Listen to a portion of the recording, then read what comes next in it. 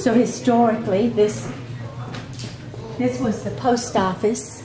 The postmaster stood where I am, and everybody came in, and all of the wanted posters were on the wall, so you could tell who was locked up. And now we have turned this into a studio for yoga. We have yoga once a week right now. And it's also a little ongoing book sale for Friends of the Library. We have a once a month book sale, and then it's always open for people to come and choose books on the honor system. So you say this was Paul Butt's store? And before that it was, you know, this watch is, I spent a whole bunch of money, and it keeps thinking I've fallen down. This was the feed room. All of this was the feed room. They used to bring in the big sacks of feed over there. When it was a grocery store, they had feed and carcasses and everything else. We don't know if this is kerosene or oil or the blood of a dead animal, but we left it like it was. The only thing I changed in this room was to add walls, to put in 2 bathrooms and a little office with running water. I thought we might have a massage therapist out here, but we haven't been able to interest anybody. But the rest of this is original. Okay. Okay. All right. Let's see. This was the store, and back in the day, there's several of us who remember buying green cheese from the hoop and the chickens that were laying back there and the eggs. This was far before the public health department felt it necessary to protect us from ourselves. And there were canned goods and clothing and shoes and chicken feed and gasoline, and just about if you needed it, you could get it here.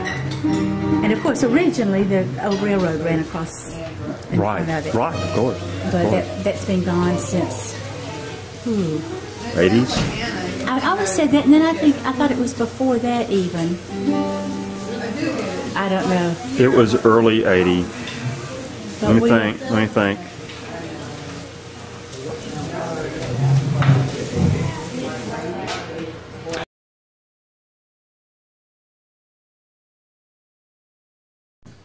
All right, Mary. It's nothing more. It's really my pleasure. When I first moved back to Athens from New England, I moved up there for 15 years. I moved back, and one of my good friends, Jerry Joseph, was playing the Georgia Theater, and this fellow named Dodd Ferrell, who I'd never heard of, was opening for him. And I fell in love with Dodd's music that night, and it's been my pleasure to see him and actually get to do a show with him at Liam's Songwriters Revival. I tell you, Athens is blessed. There are so many songwriters. You never know when you're going to walk in a room and there's going to be some great songwriter playing songs all night. So, without further ado, Mayor Dodd Ferrell, and everybody knows Athens. Thanks, Mark. Thank you all so much. Thanks for having us. Love you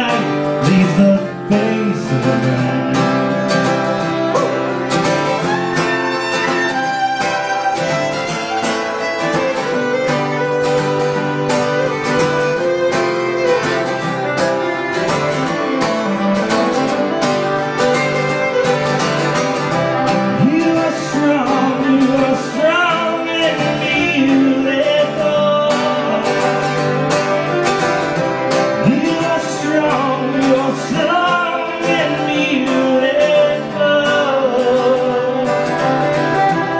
Look at that. It's a sober thought on a bench. It's a found bill in a pinch. It's your best friend coming through, or the one looking back at you. When the light begins to fade, will you take it to your grave? Will you give your sadness away? Let me love you. Love you until the light leaves the face of me. Let me love you. Love you until the light leaves the face of me. Until the light leaves the face of me. Until the light leaves the face of me. Until the light leaves the face of me.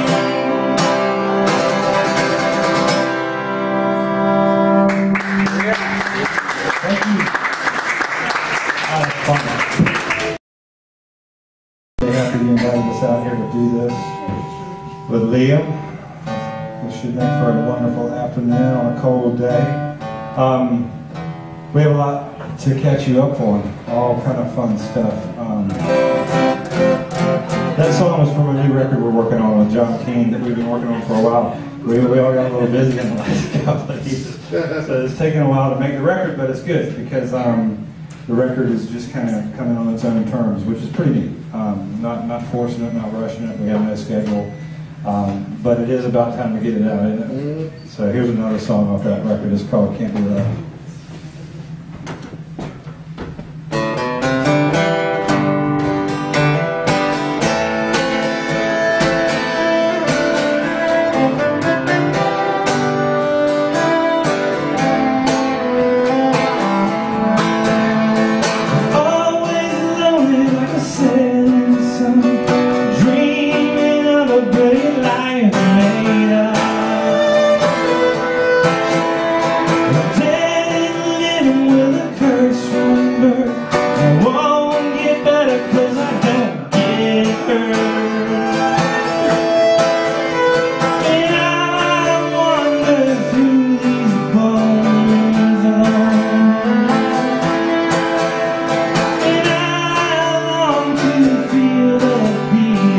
Someone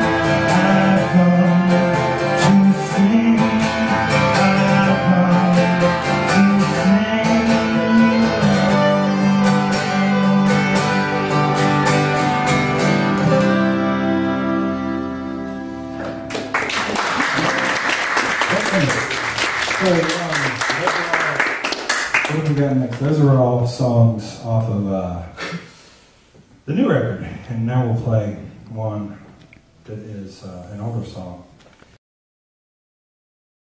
Recently, this song was the one that was on at the beginning of the show, and it's called Then I Thought of You. It's written for somebody in this room. So,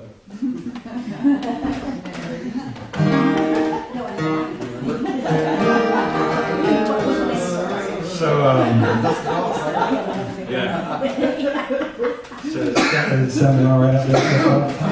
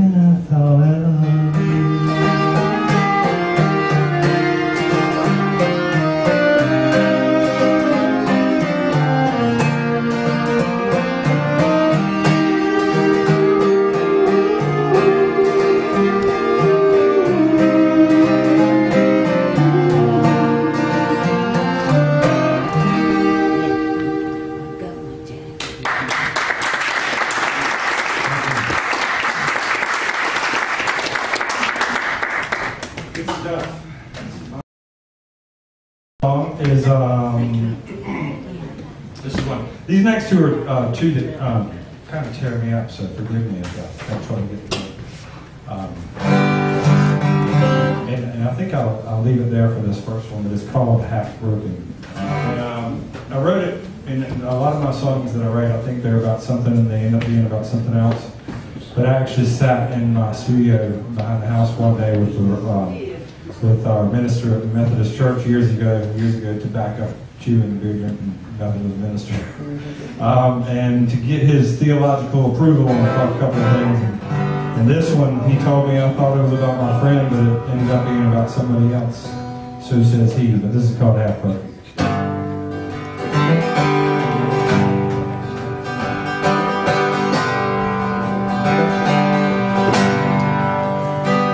I'm a stranger, I'm a friend, I'm a good deed, I'm a sin. I'm a tick of the hand, I'm a grain of the timekeeper's sin. I was robbed of my time. Who needs time? You need time. You had the time. Here I come, Lord, half broken, for my perfect and beautiful soul. Make a place for me to lay down the six-skin bones. I left the pain behind, I leave all mine behind me. I'm a tap on your shoulder, a reflection when you're rolling. I'm a raindrop on the tin of the sunshine. I'm the wind. I was robbed of my time. You need time, you need time. You have the time. Here I come, Lord, half broken, for my perfect and beautiful soul. Make a place for me to lay down this six-skin bone. I left the pain behind, I leave you all in mine behind me.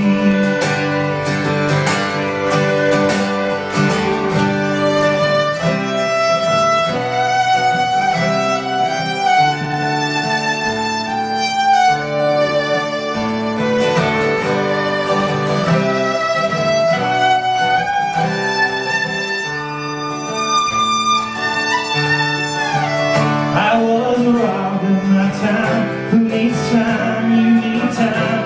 You have the time. Here I come, Lord, half broken, for my perfect and beautiful soul. Make a place for me to lay down the six-skin bone. I left the pain behind, I leave you all mine behind me. I left the pain behind, I leave you all mine behind me.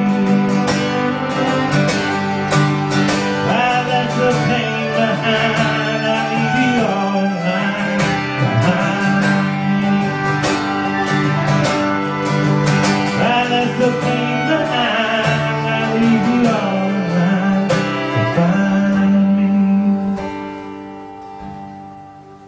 Here I come, Lord, half broken, for my perfect and beautiful soul.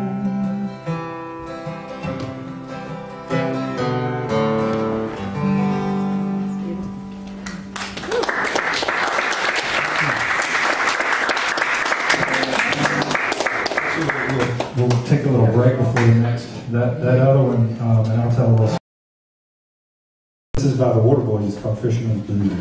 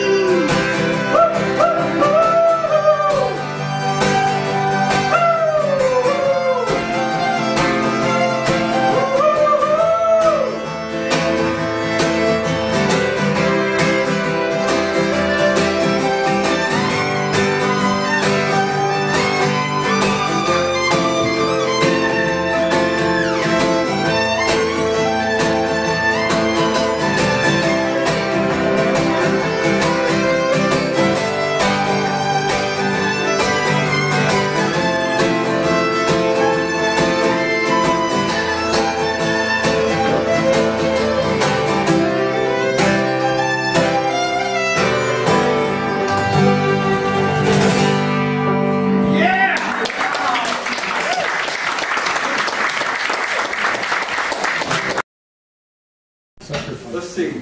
You want sucker punch? You'll never see it coming. Huh? You'll never see it coming.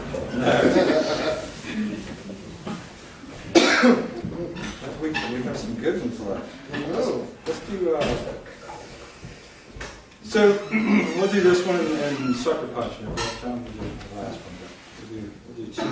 Let's see where we're at.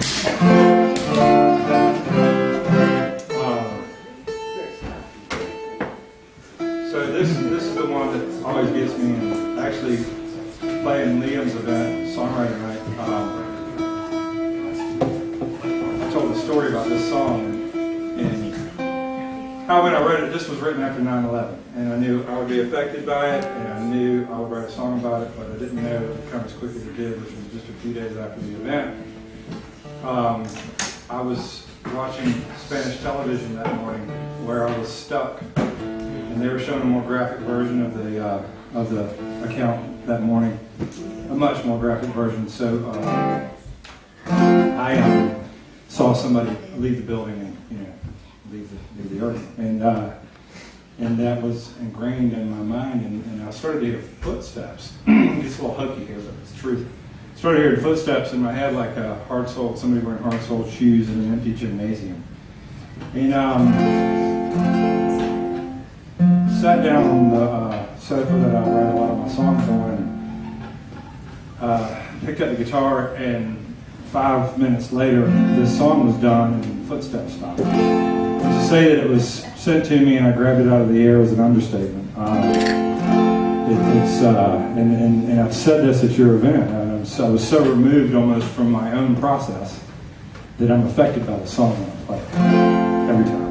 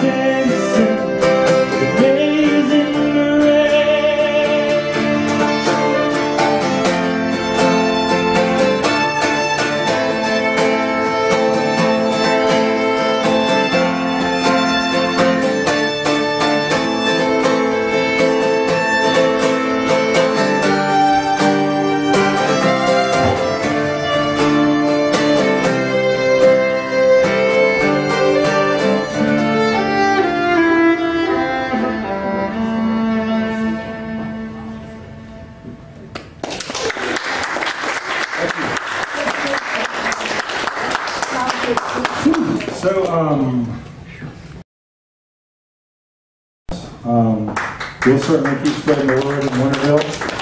Thank you, Adam Poulin, who is always thrilled to share the stage with Adam. And thank you all for coming out. And anything we can do to help and partner From up. No3 to the Fox, I love it. Yep. Oh, good. Yeah, anything we can do too. Our concerts, bookstore concerts, crank up, and I think we should kind of coordinate and start. I think we should work people through our areas together. Yeah, I will book through September up there. Every week I get somebody new this week. I know. Yeah, we get. That's great. Booked up pretty quick. So Let's put the rails back on there on April 10th. Wouldn't that be fun? April 10th. April 10th. Okay, good deal. And then we've got our Marigold Festival coming up May 11th, which should be a big time. The bookstore concerts start back April 6th, and I'll be playing that first one with Kate Morrissey. And I think our House Representative Spencer Fry, who's a good friend of mine, he's going to come join us for a few songs too. So Winterville's local representatives will all be there.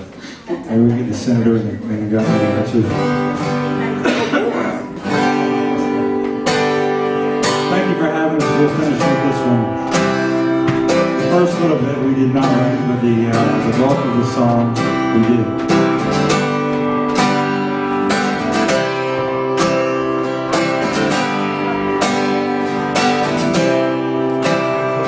Everybody's got a secret,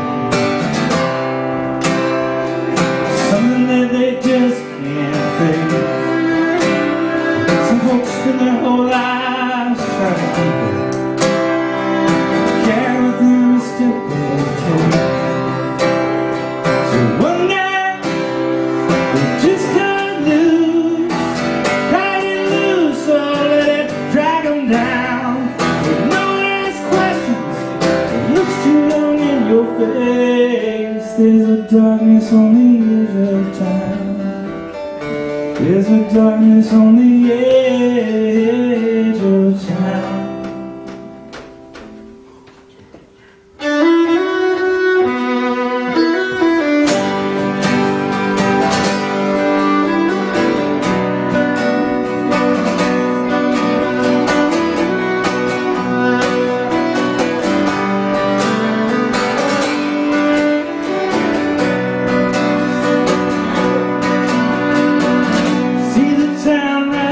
Above the steeple, come alive on the hook of bigger people.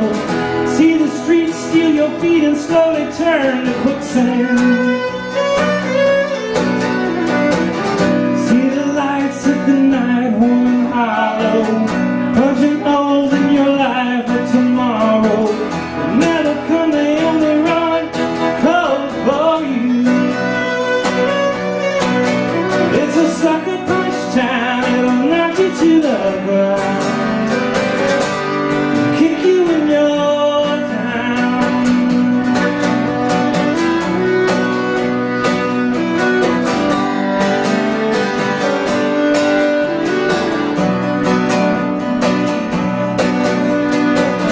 At the edge you can see people falling.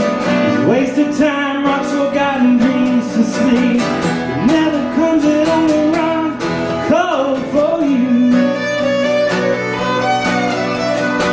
So pray for sight in the end of your sorrow. I see the light shining all around your heart. Turn the trick and kick the bricks that old town down. 'Cause it's a lucky punch town, it'll knock you to the ground, kick you in your town.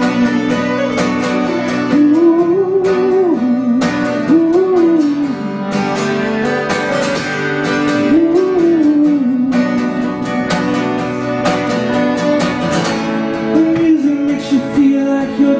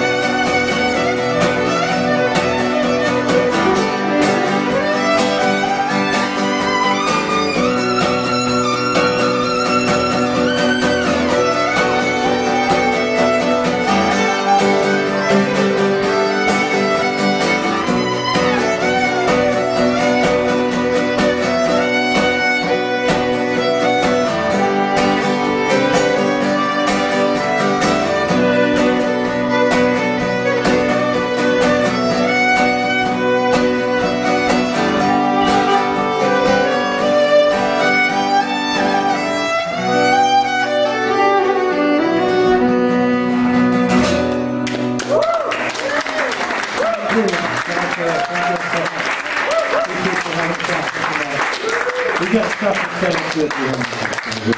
And I've got marigold bracelets if anybody wants one.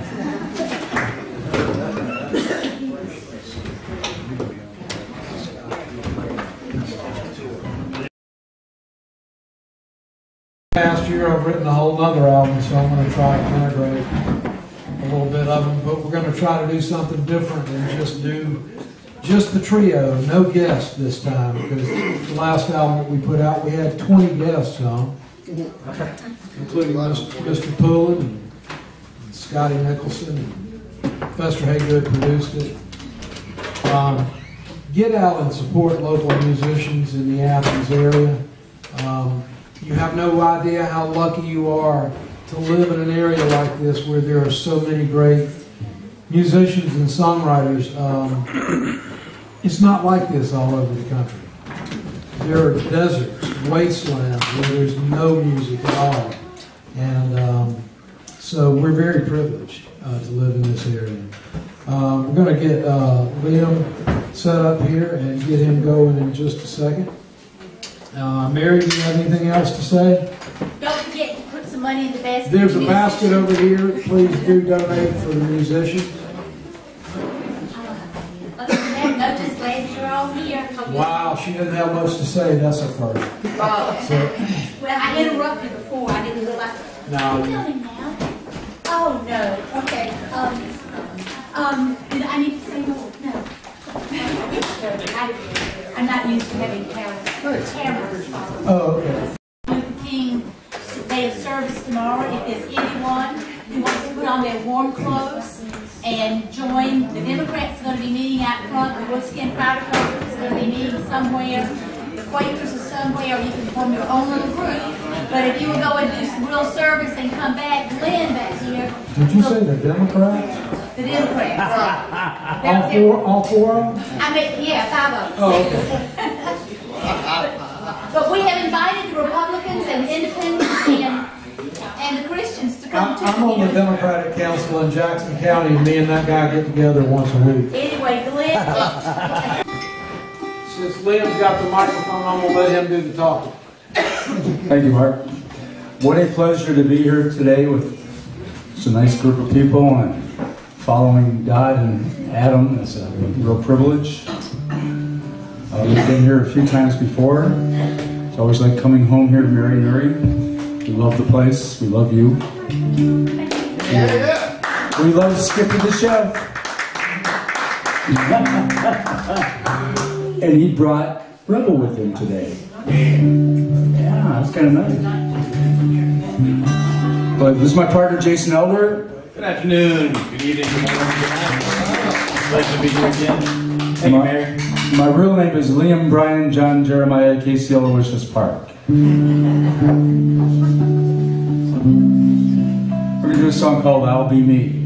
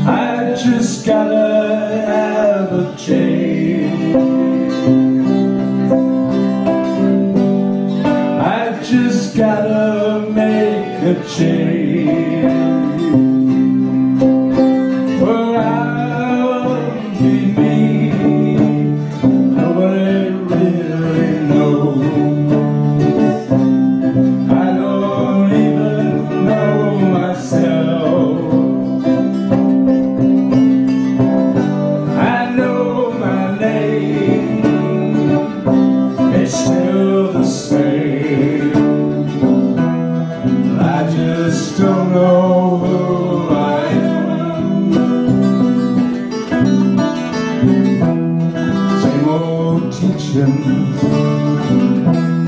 Same old preacher, so you want to be saved. Same old choir, gotta try it instead of trying to change me.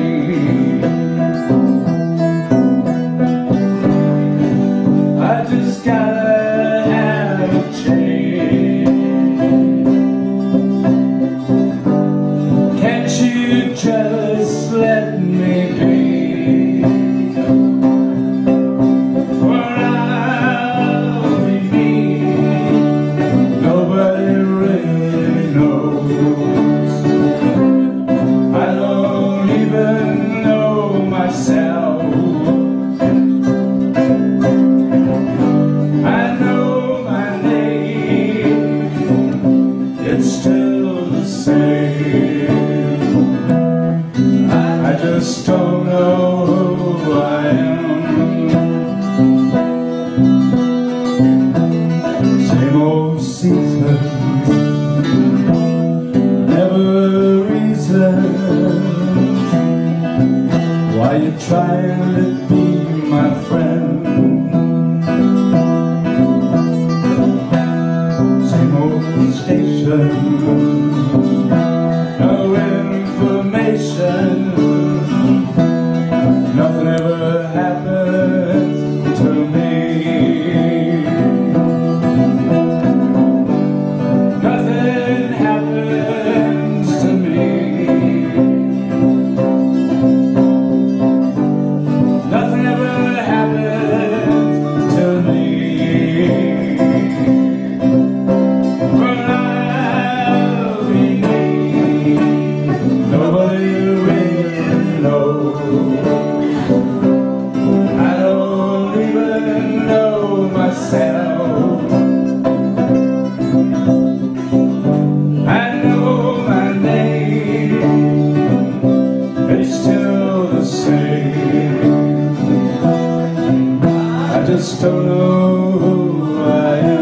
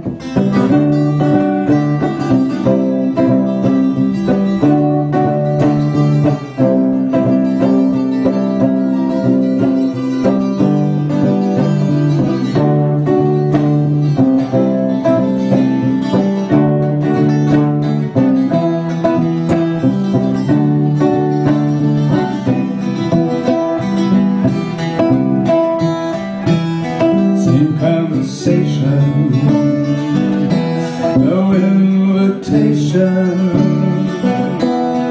I'm beginning to feel alone.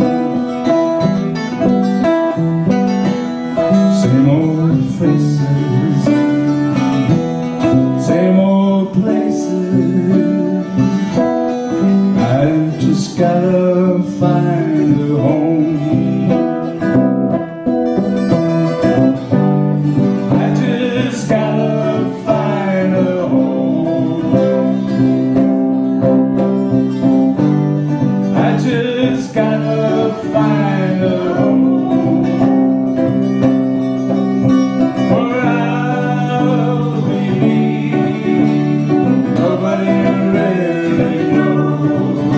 Today, that if you greet people with a smile, it's the first step in love.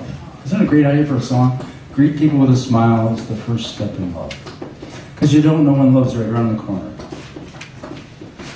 We're going to sing a song called We Aren't Promised Tomorrow, sort of keeping with the thought here.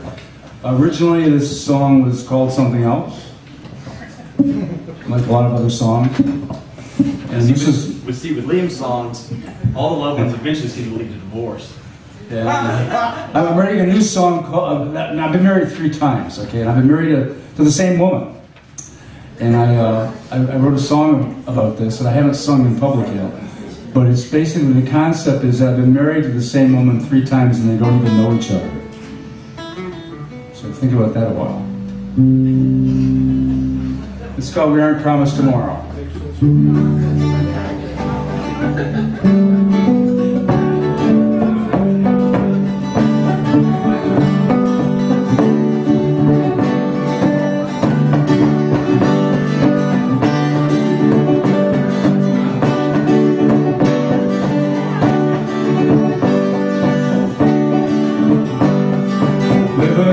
The demons used to pull your mind, fighting for sanity when you wanted someone high, struggling every day just to stay alive, fretting about tomorrow, hoping to survive, and never throw away a chance to say I love you.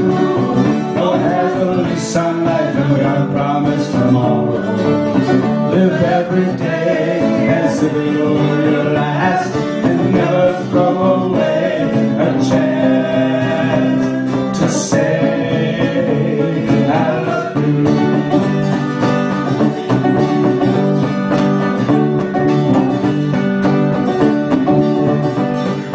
Leaving your old world behind and open your heart to follow. Put the past in its place, make room for tomorrow. Seeing a bright new sun and rainbows every day. Change the way you look at life from the past into today. And never throw away a chance to say I love you. No one has a lease on life and we aren't promised tomorrow.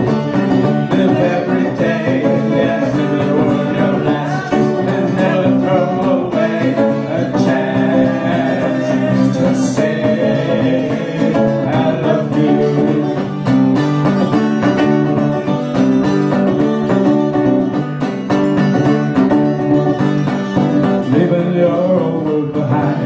your heart to follow.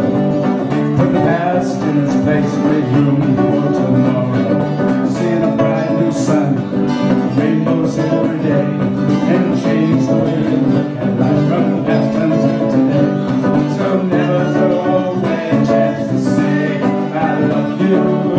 No one has a lease on life and we aren't promised tomorrow. Live every day as if it were your last. Never throw to say I love you.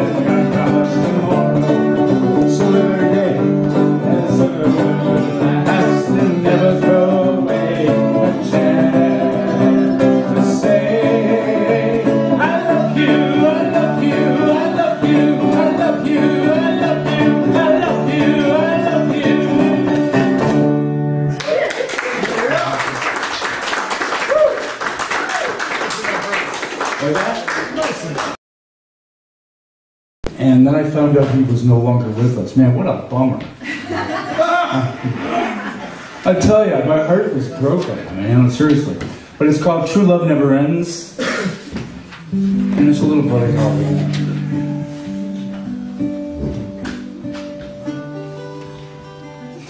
And if you're wondering what instrument this is, Jason, tell us a little bit about your instrument.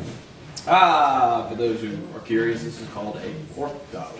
It is a Puerto Rican instrument. It's actually the national instrument of Puerto Rico. It's a hybrid almost of a classical guitar and a mandolin. 10 strings, 10 strings, 5 courses. Very interesting sound. And you saw it first here at No3 RailRoad.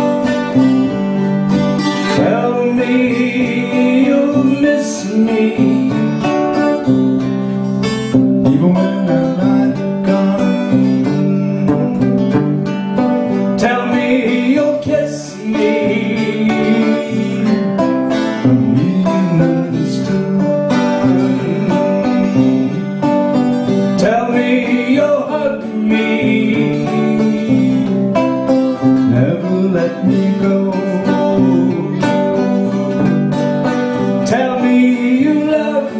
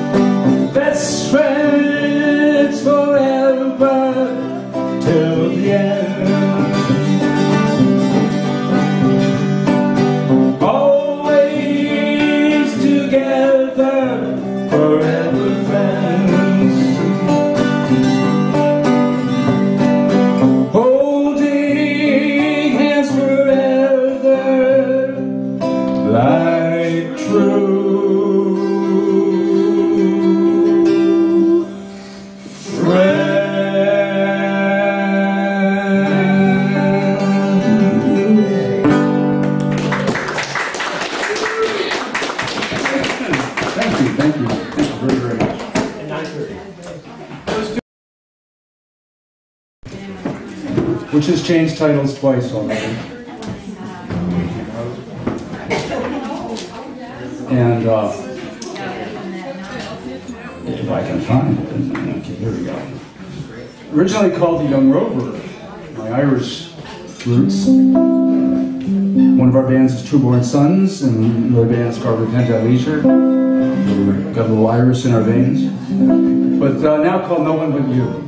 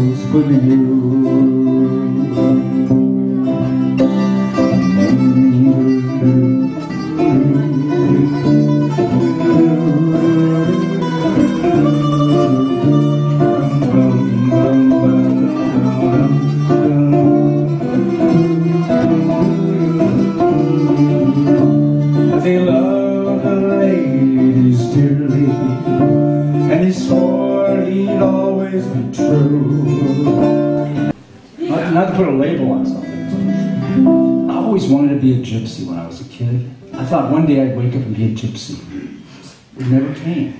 So I went to Ireland and I followed a gypsy caravan. And that was really cool. Up the hills and down the hills. And I mean, I could walk as fast as they were going. And evening came, they had a fire and everything. And I said, I'm going to write a song about this. This is too romantic. Needless to say, I didn't meet anybody. I mean, it was like, I ended up humming by myself, you know, I didn't even have a guitar, I didn't play with, you know. So anyway, this is called It's Nice. Be a full moon tonight. It brings out the gypsy like me, makes you want to go out and spit chicks.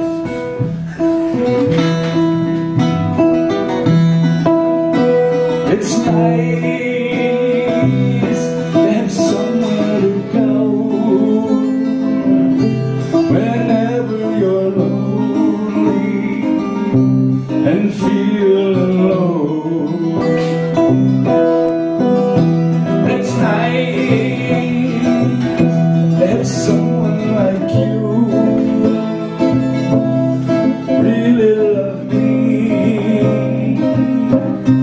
like I do.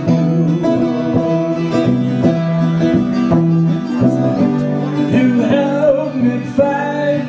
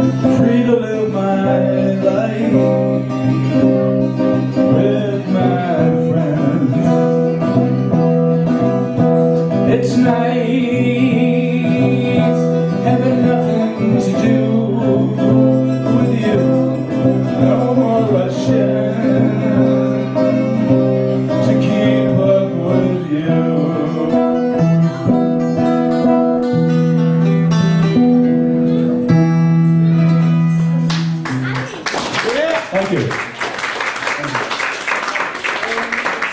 You know, there used to be a gypsy village. Furnaces. Yeah. You know? Well, my dad was changing me, and I took off running, and I ran out over that floor furnace and burned my feet. And so naturally, I sat down on the floor furnace, and it put a waffle print on my butter. And my grandmother went and got a gypsy and brought her to the house. And my grandmother and that gypsy woman talked the fire out of me. And it was all Bible verses, and only women could do it. Mark, that's a song. Have you written that song? I know, man. That's a real good story, Mark. So a gypsy woman told my mama. Well, in keeping with the gypsy thing here, in Ireland, if you want to drink whiskey, you've got to know what to ask for. Get in the fire, isn't it? And the Irish word for whiskey is ishkaraha. Okay. And it literally means the water of life. Okay. So I had to write a song called The Waters of Life.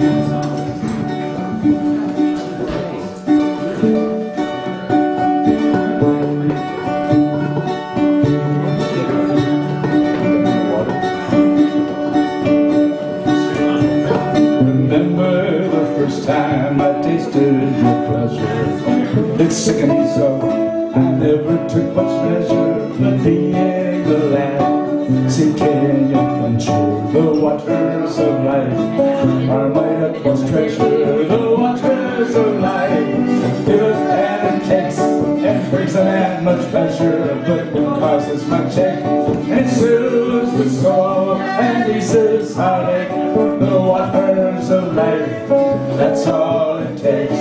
Well, I got many a friend, I call me pal, but not a single girl I call me gal. So whenever your pals can be your friends, it's the waters of life.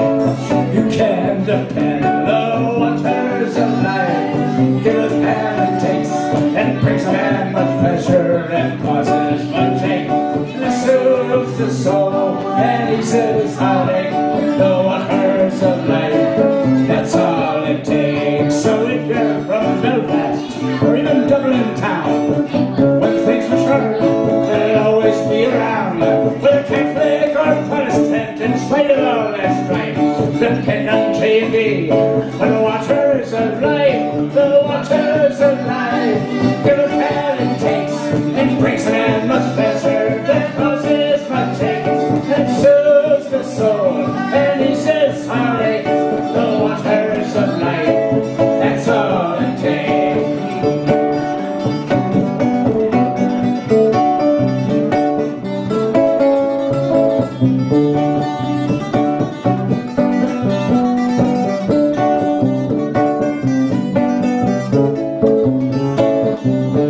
So if you're from Dublin or maybe Belfast now, one thing's for sure, they'll always be around. Whether Protestant or Catholic, in spite of all that strife, depend on Jameson's Bush Wills for the waters of life. The waters of life, give it and it takes, it brings a man much pleasure, that causes much ache, it soothes the soul and eases heartache. The waters of life, that's all it takes. Yeah!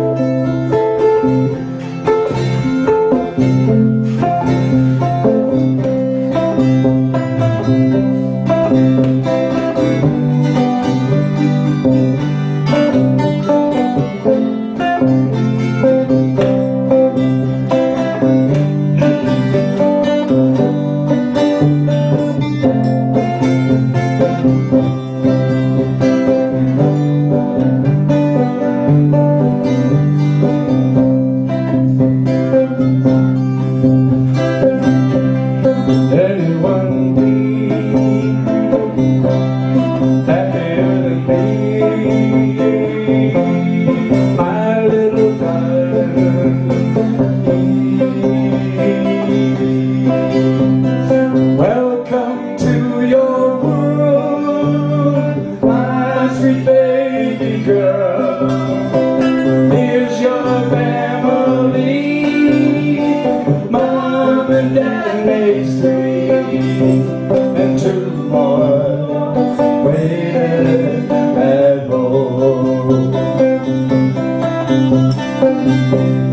Anyone be happier than me, my little darling?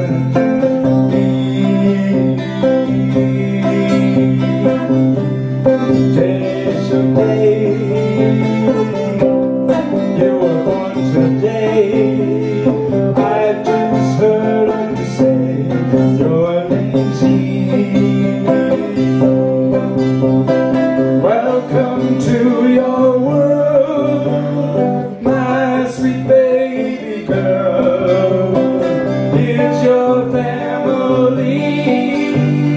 Mom and Dad makes 3, and 2 more waiting at home.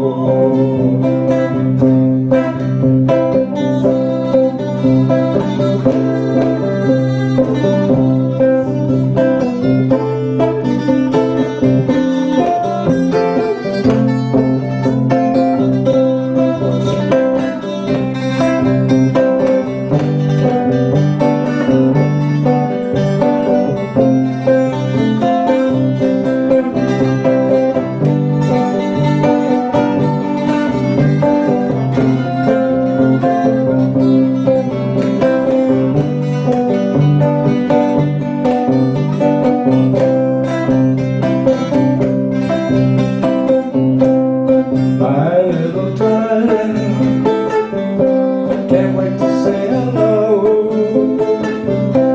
Can't wait to hold you, never let you go.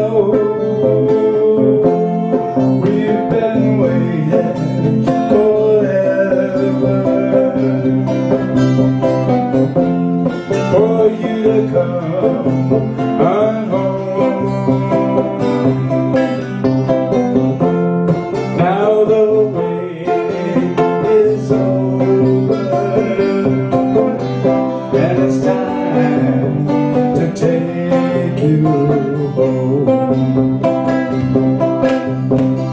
Welcome to your world, my sweet baby girl. Here's your family. Mom and Dad makes 3, and 2 more waiting at home. Welcome to your world, my sweet baby girl. Here's your family. Mom and Dad makes 3, and 2 more waiting at home. 2 more waiting at home.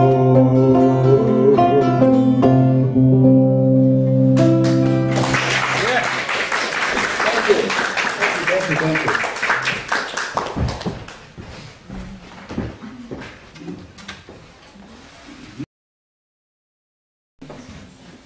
And Thanks for coming out. good seeing you, Adam. See ya. Sounds great.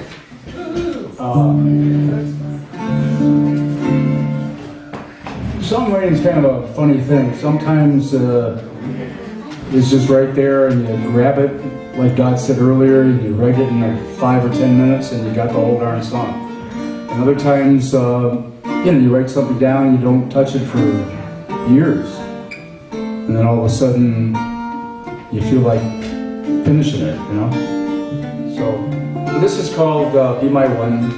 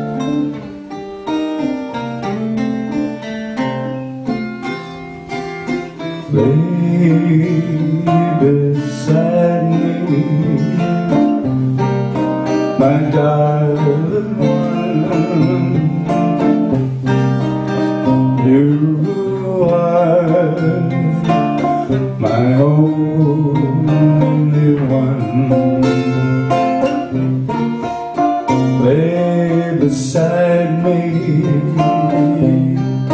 Come be the one, and be my one and only one.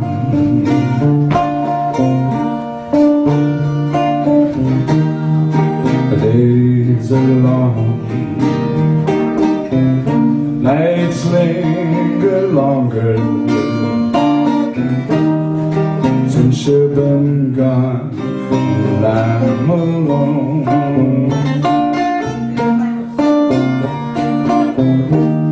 The house is empty and the bed seems bigger now, and your pillow stares at me and by the phone. But lay me down and be the one. You will always be my only one. Lay me down, my darling one, and be my one and only one.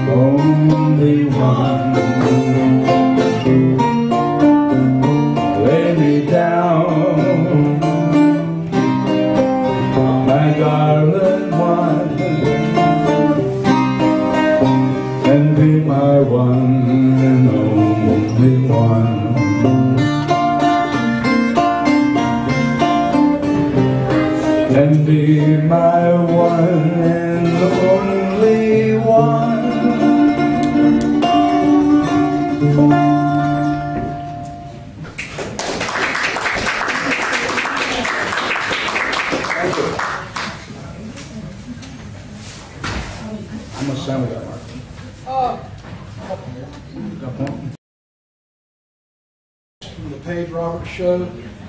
She's going to be interviewing me and Mary. There's Paige Roberts right there. Right here. Paige is going to talk with us after the show. I'm going to tell a bunch of lies. Here's a song from my checkered past called Don't Trust Her.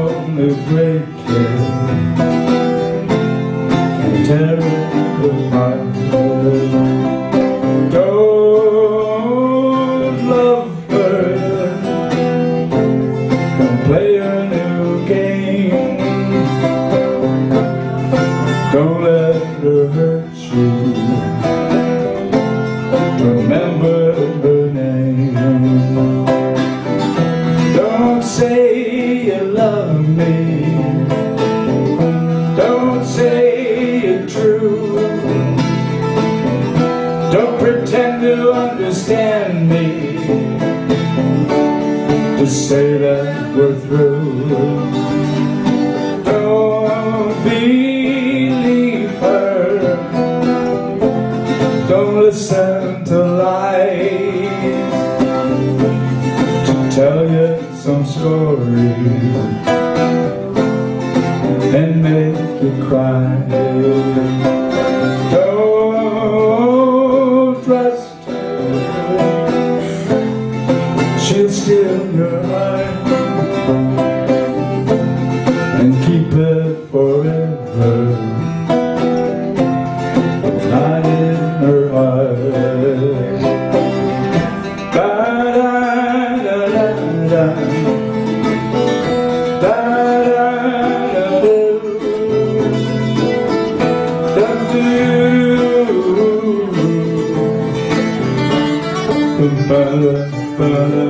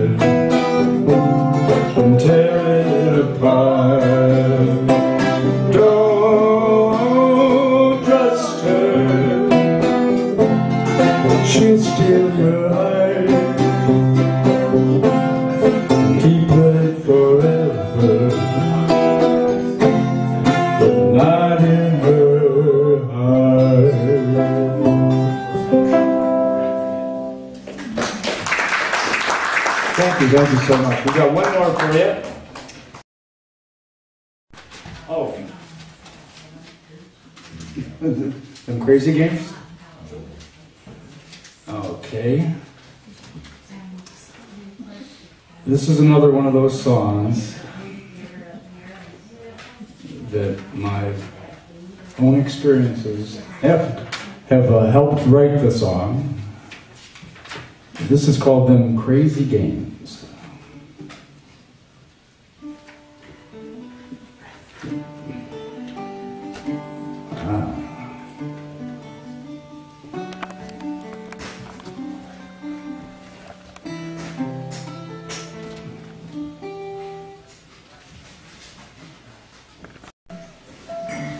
Just taking candy out of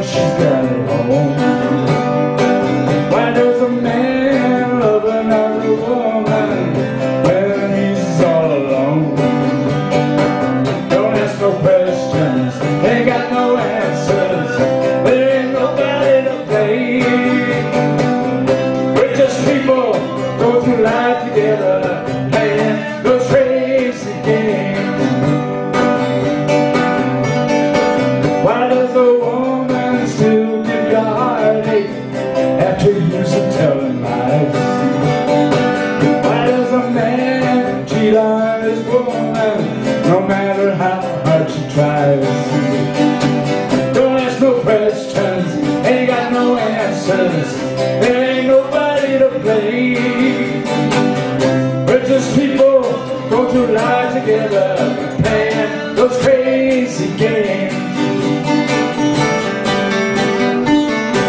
does a woman stop believing in the men she used to love? Or does a man chase another woman while she's waiting at home? Don't ask no questions, ain't got no answers. There ain't nobody to blame. We're just people going through life together, playing those crazy games.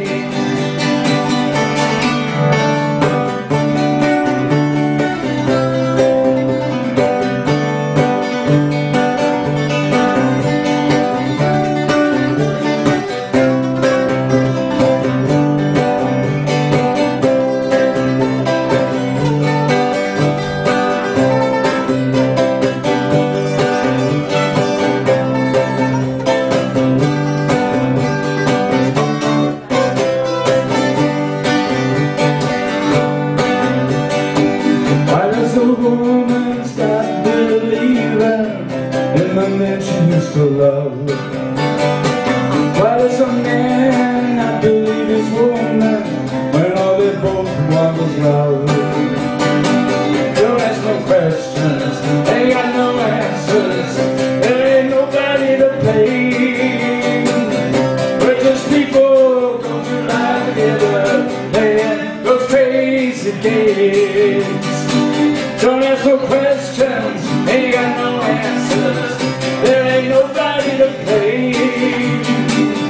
We're just people going through life together, playing those crazy games. Playing those crazy games. Playing those crazy games.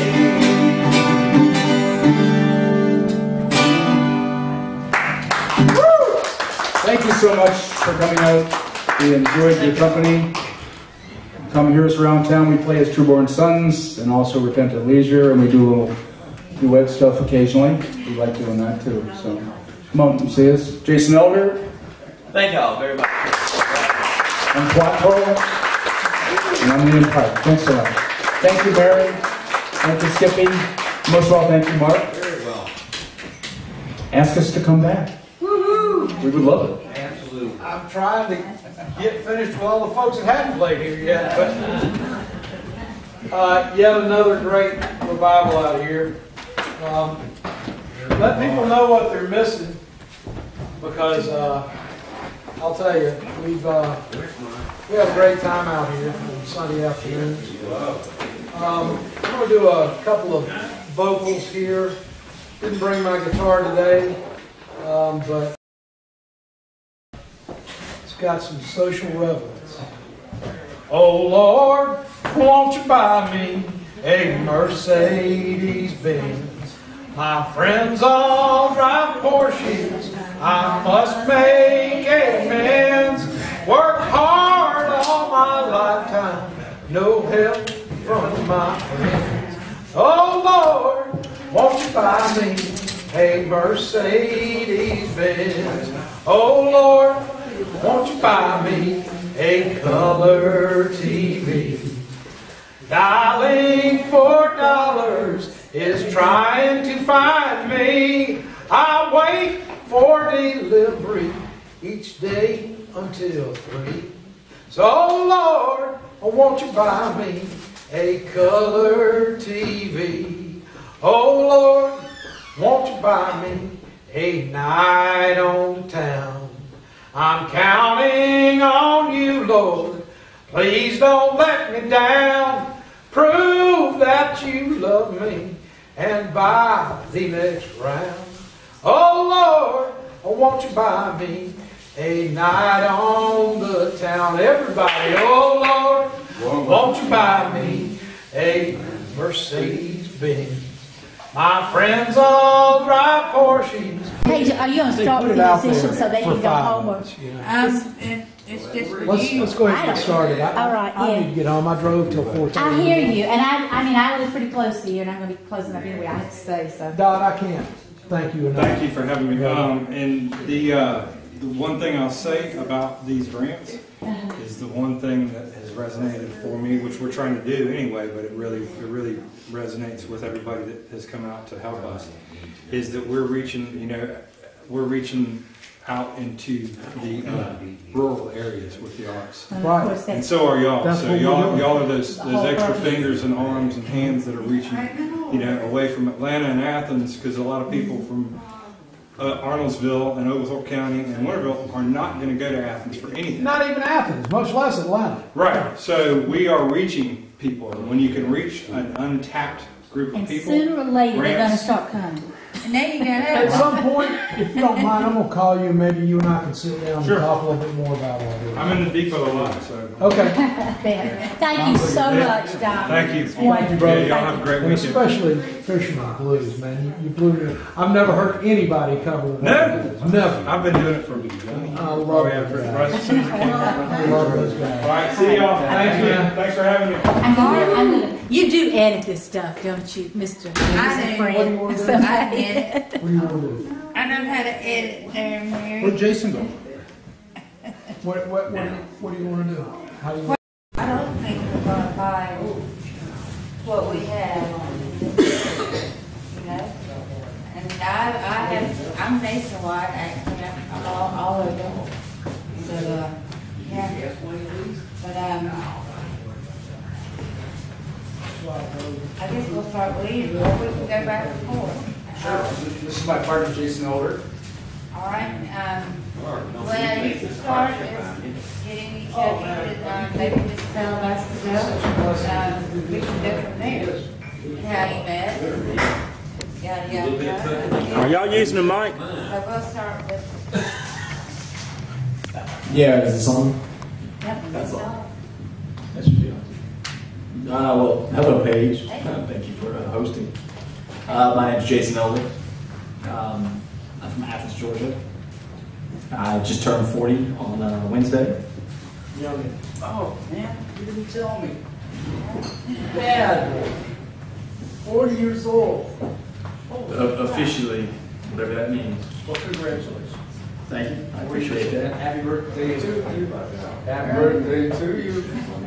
Thank you. Perfect serenade. Yeah. From Serenade. Really happy birthday. Seriously. Thank you. I appreciate that. And singer-songwriter, no doubt. Not specifically. I do singer-songwriter stylizations. I consider myself more of a composer, Okay. arranger, multi-instrumentalist performer, philosopher above all else. Right. Hey. But who doesn't these days, right? Right, that's what I'm saying. I think it's awesome, and especially what I do too. I just see all kinds of awesome singer-songwriters, composers, guitarists, instrumentalists.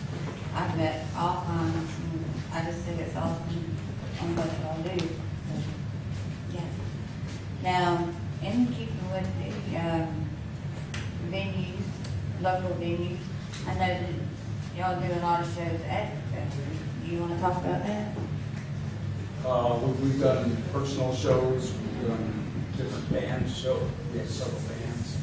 But I do a monthly show there called Best Line on Athens, in addition to those. Yeah, we love the fun.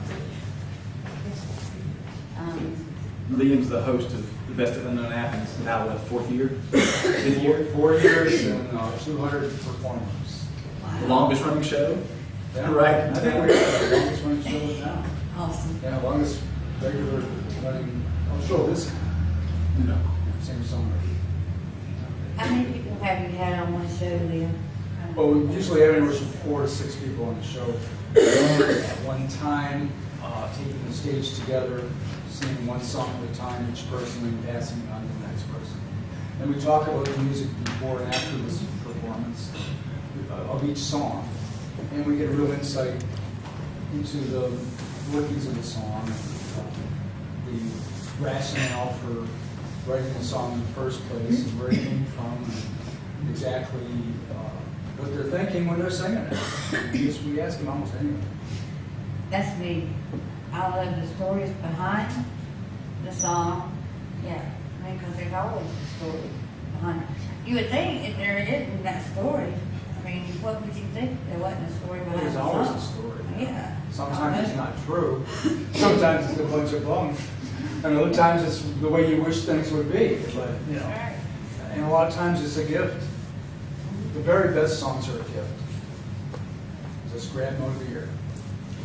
Well, that's what your mayor was saying, that, you know, it don't take, you can grab something out of there and write it, what, 5 minutes? Like a butterfly. It's like a butterfly landing on your shoulder. 5 seconds, it's gone. Bluebird. Bluebirds crap on your shoulder. Butterflies don't. They just sort of land on your shoulder and then fly away. Awesome. Now, are y'all working on anything now? Are you constantly composing? Are you constantly writing? Are you constantly singing? After the Christmas break, Uh-huh. I'm sure we're getting back in the swing of things. One person went one way, another person went another.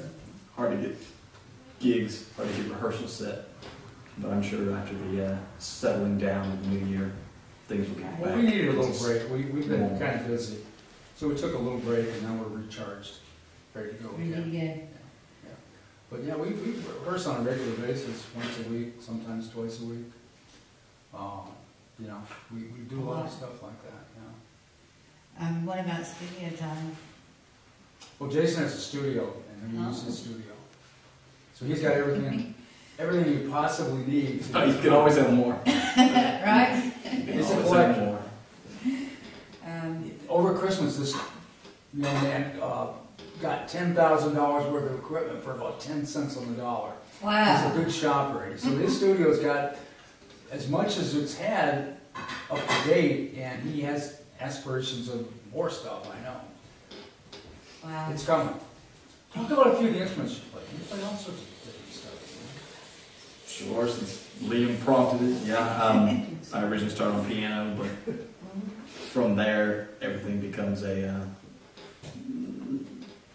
unfoldment of that. So I wind up getting into all the different instrument families, wind instruments, string instruments, phones, and any ethnic world instruments of humankind's cultural heritage. It's wonderful. It's expensive, takes a long time. But with the way things are going, I think having to cherish that and preserve it is essential, because people are forgetting what the original organic context consisted of. Everything's now digital, computer generated, Yes. done through synthetic means. Yep. So to have the original analog is Back. well, I don't know if it's back. It's trying to be preserved, but you know. We don't really know how long this digital stuff is going to last. You know. As long as the power grid stays going. Yeah, as long as we got the electricity, we're probably okay. But even just the format itself compared to analog, you know, now what the comeback on recording is on vinyl, and vinyl. Many bands just a couple years ago wouldn't have thought about vinyl at all. Now they're releasing music on vinyl again. Why? Because it's long lasting. Yeah. We don't know about the digital. It's scary. Yeah. We don't want to lose our music and our culture. But Jason plays multiple instruments, even with our bands. He has a second band that he plays drums, which is kind of a totally different thing from playing a string instrument or a wind instrument. Been working on his saxophone lately. He, plays harmonica and a number of things in our band. Yeah. He plays whatever is handy. Whatever's handy, and we'll play. I appreciate that, Liam. Thank you. It's always a work in progress. I can agree with that. So how do we preserve our music? I mean, what can we do? By performing.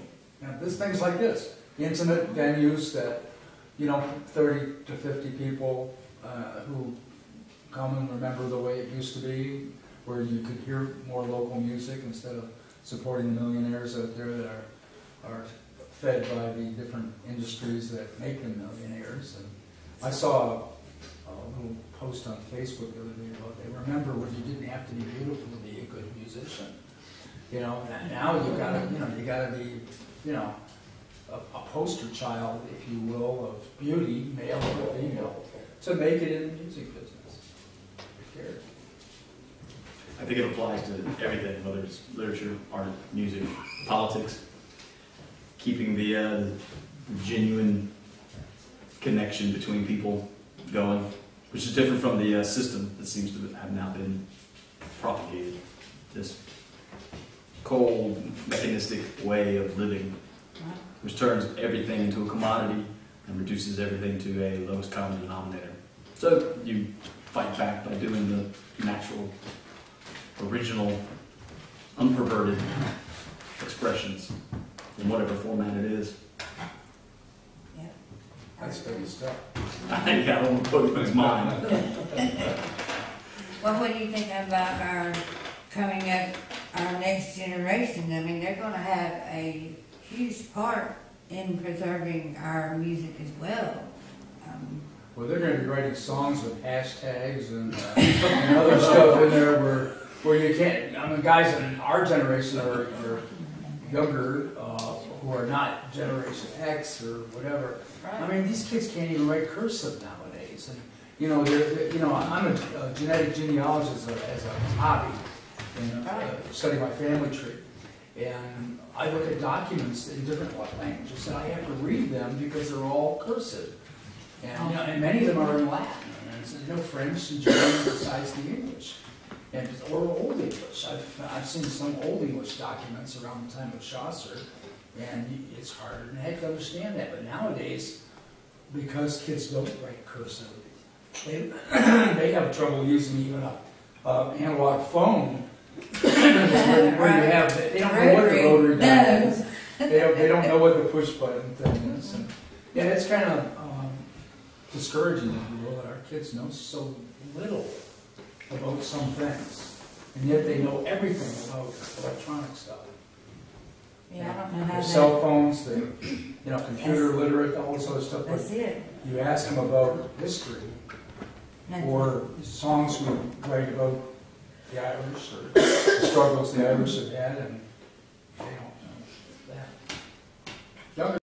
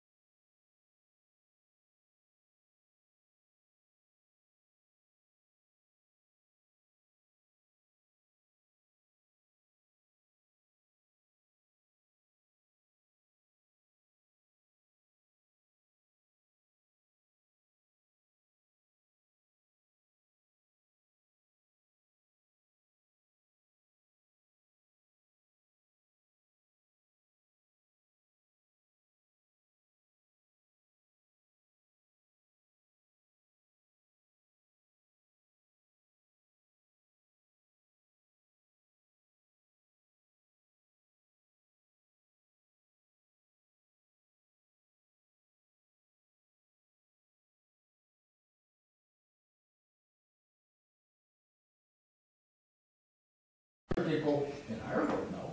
But the rest of the world, they don't know. Well, yes, I'll answer your question. I think it's actually the people who do know, who are the older sect, who understand what's going on, who deliberately take the time to pass that on to the next generation. Right. Now it seems that you can learn anything imaginable on the computer. Well, yeah. But if that's all coming from a very narrow bandwidth of life without the experience that goes along with it, it's just going to feed the system. So those people who understand, who cherish, who preserve the original stuff, it's up to them to pass it on to the next generation and beyond. A lot of curiosity has sort of disappeared. People are not seeking knowledge. No, that's boring. Or did they know to? That's boring. Or did they know to even see? Everybody I know that's a musician is always seeking something, seeking different ways to do things, seeking different ways to play a song, seeking, with a band, Jason does a lot of arranging with our music. And that's just as important as writing the music, to be able to present it in a way that it's going to sound best to the public, or best to us. Because we know if we like it, other people probably like it too. But Jason has a gift for that. No, that's work. That's work. That comes easy. That comes easy. That's work, but it's good. And there again, you're doing this now, and they don't even, they can't. They won't let them write cursive or anything like that, When your doctor prints down, you know you're in trouble. Right. Now. Watch out for the flu shots. And writes with a Sharpie. Oh, right. So do y'all have any goals for this coming up here? What are your goals and your aspirations for? Enlighten the world, of course. Enlighten the world of what's going on. Help people. Not just provide art and music. That's obviously part of it. I speak for myself. Surely you would agree. I take Bach as a big example in my life. When I first heard that he was dedicated to expressing divine reality through music, which is very different from the modern mindset. That stuff still exists. And lost to a lot of people. Lost to a lot of people, thus the reintroduction and the necessity for preserving it. But we can extrapolate that to all other aspects of our life, which is everything from being kind to people to informing ourselves and realizing that we're all one unified expression of something much higher. Setting an example. Yeah. Right. And when you're behind a microphone, when you're on stage, those things automatically have that potency, which isn't normally found. Well, all performers have this desire to please, and whether it be our own music or other people's music, we want other people to discover that music is out there, being created every day by extremely talented people that are not on the A list with the record companies or other methods of making money that typically in our circle of friends are in Athens, Georgia, with several hundred really quality songwriters in town here. Very few are monetizing that. It's just the way it is. And so most of us accept the fact you can't get rich in this business, and you're not getting, it's extremely low. And yet it keeps driving us that we have to keep doing it. It's just, and it's cathartic. It's part of our therapy. We have to keep having an outlet for these creative juices that otherwise we'd all be nuts. Right, Mark? Yeah. I mean, Bob Weir said it best. Used to play for silver, now I play for life. That's true. That is very true. That's awesome. Cheers to that. Yeah. I'll drink to that. Yeah, there again. What you were talking about the young people now not knowing about music. I picked up driving for Lyft the other night. I picked up these three folks, and this girl got in the car. George Jones and Marty Stewart played on the stereo, and she said, "Don't you have any country music?" And I said, "Darling, you gotta get me country music." And all the way to Monroe, she was like, "Come on, don't you have some John Anderson?" I said, "Yeah, I've got some Yes, but I don't think that's what you want to listen to." You know, and I tried to get her to understand, maybe it's time for you to listen to something that you don't. And she just could not understand that, didn't want to understand that. Well, see, that's the parents' fault. Well, I don't know if I can blame parents in general, because my parents had nothing to do with my musical. No music in the home? Well, I shouldn't say that. My dad had Beach Boys and the Letterman and the Four Freshmen and those albums, and so that's where I grew up learning how to sing harmony. I mean, people say, "How'd you learn how to sing harmony?" I don't know. I just have always sang harmony because I was around it. My grandfather was in a church quartet, and North Avenue out there, and I got to hear, those old gospel songs sang in 4-part harmony, and it wasn't like I learned it. It was just that. Oh well, you're supposed to do it that way, So the whole idea of digital, when the power grid finally goes down, it's going to be a bunch of us sitting around with acoustic guitars playing and singing. It's true. I got a wood stove. You better have more than one. Well, how do you feel about that, though? I mean, I think it's sad. I really do. It's kind of funny, Danny Hutchins and I were sitting at a party Friday night trading songs back and forth, and Danny looked at me and said, "So we're trying to out-depress each other." Because, all our songs have this depression about it. And somebody in the living room said, "Depressing songs pick me up because I know that somebody else feels about something the way I do." Oh, right. And I believe that anytime I get down, it's the blues I'm listening to. It's the bluest blues I can find. And the country is country. And the country is country. And but for that little girl to get in my car and say, "Don't you have any country?" with George Jones singing, I was like, "Honey, if this ain't country, I'll." Wow. And she had no desire whatsoever. Was it a long ride? It was to Monroe. It was to Monroe, and I have an MP3 player. Ironically, technology. I have 375 albums on this MP3 player, and so I put it on random. And I could drive to California and back and never hear the same song twice. And I kept changing it, and Graham Parsons would come on. "Well, here's some country for you." "Oh, I don't know this." It's not about you knowing it. Once I picked up 6 girls dressed like reindeer over at the University of Georgia. And they got in the car and we're riding down the road, and one of them said, I had jazz playing, because a lot of times I'll just put the jazz station on when I'm driving. That's kind of mutual, and and they were playing John Coltrane. And we're riding along, and one of the girls says, "Can't you put some real music on?" And I said, "This is as real as it gets." And she said, "Well, I want something that I can rap to." And I said, "That's why I'm playing this. Because I don't want you rapping in my car." I found out something the other day which totally depressed me. Somebody showed me that since 1989, every #1 song has been either rap or hip hop. Yeah. Every single one. And I want you to know, in the 70s, I was working on the cyclorama restoration, the painting of the Battle of Atlanta. I worked on that for 3 years. And a good friend of mine who worked with me, Al Cooper, great comedian, he used to turn me on to rap. Now, this is when rap was really just getting going. I mean, you had some good rap, and I liked Ice-T, and I liked Queen Latifah, because they had something to say. And he told me, he said, "One day, rap's going to be in everything."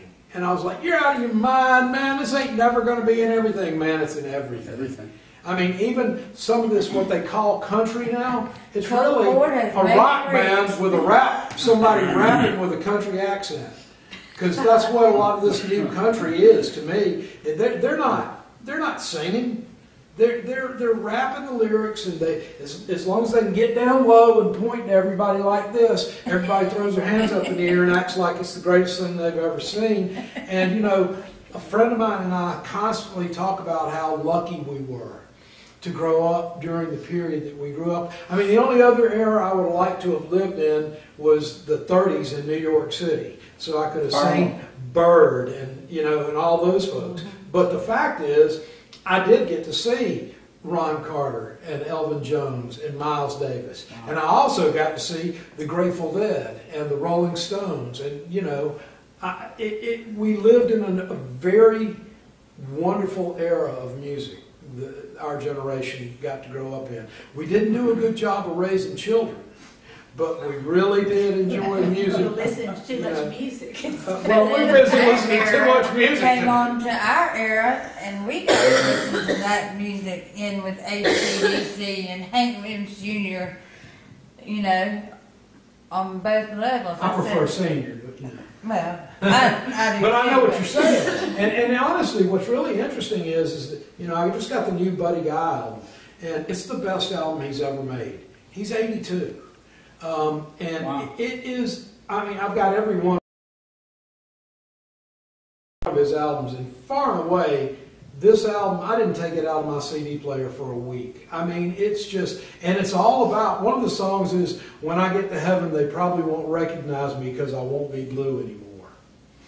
You know, he's at that age. He's in one of the songs, he asked God for just a few more years, you know.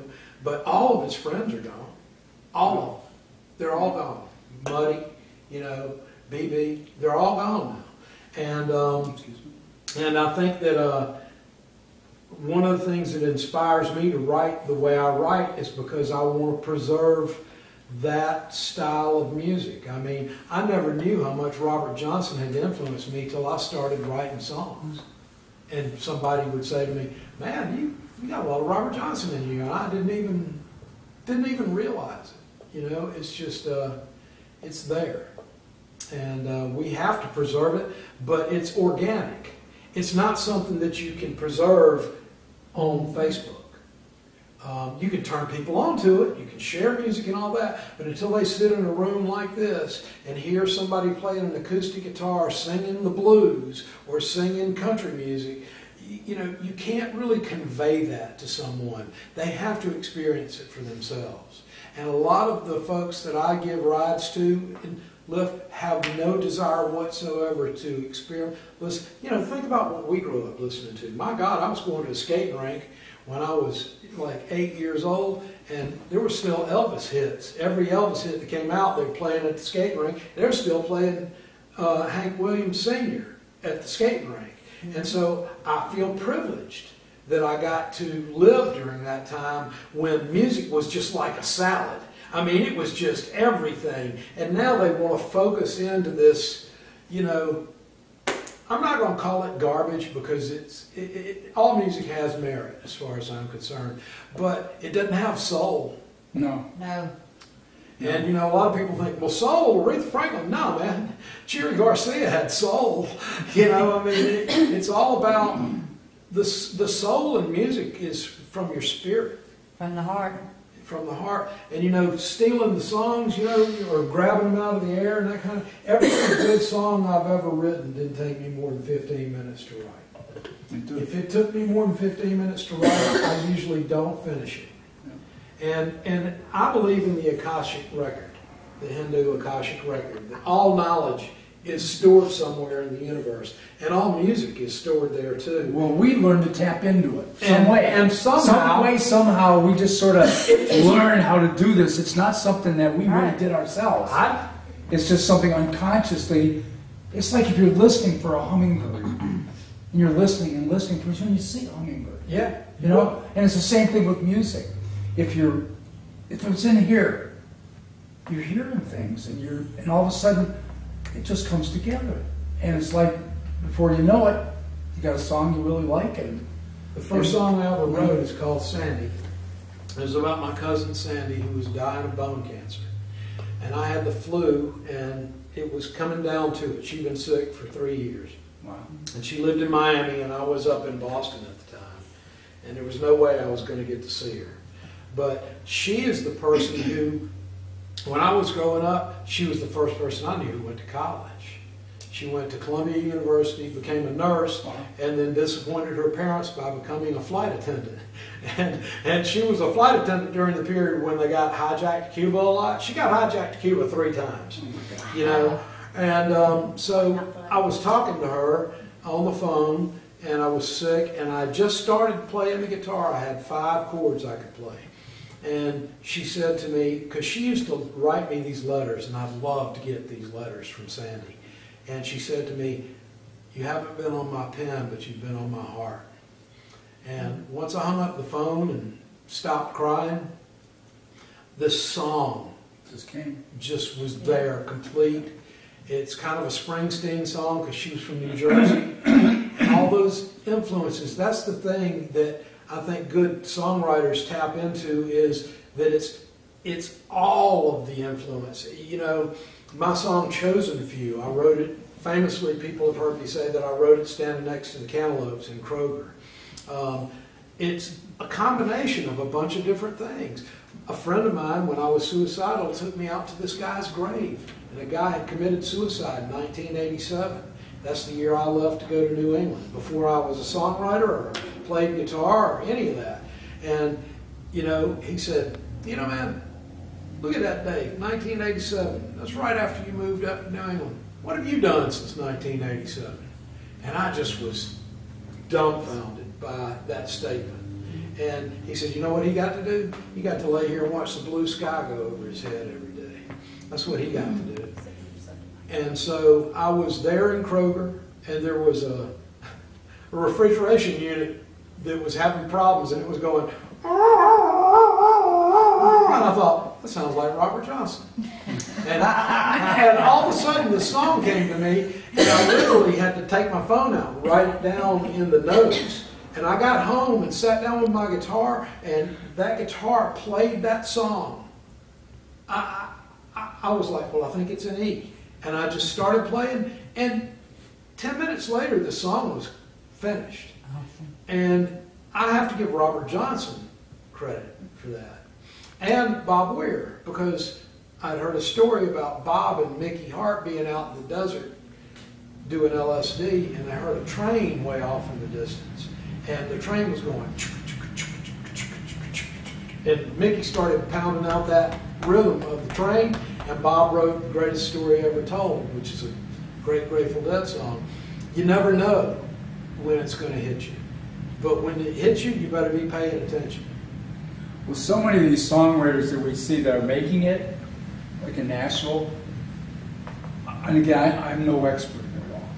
I've been told that their agents, their representatives are constantly looking for people to basically willing to let the singer-songwriter be an originator, be an author of the song, and if the person's lucky, they get their name on the string of credits as being a writer of that song. And that seems to be the way most of them are writing new songs. Steve Earle's a great example of that. You know, Steve Earle,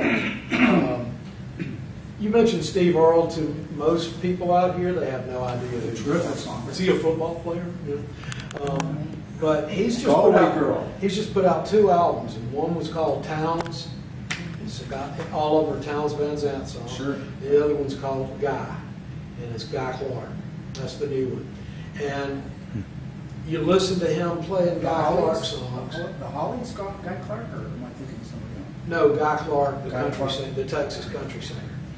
And you know, you listen to those 2 albums, and you can hear all of Steve Earle's original music in those 2 albums, because he mined so much. You know, he hung out with Towns Van Zandt. Wow. And Towns taught him how to play the guitar. And so you get this feeling when you hear him playing their music. You go, oh, well, that's why he sounds the way he does.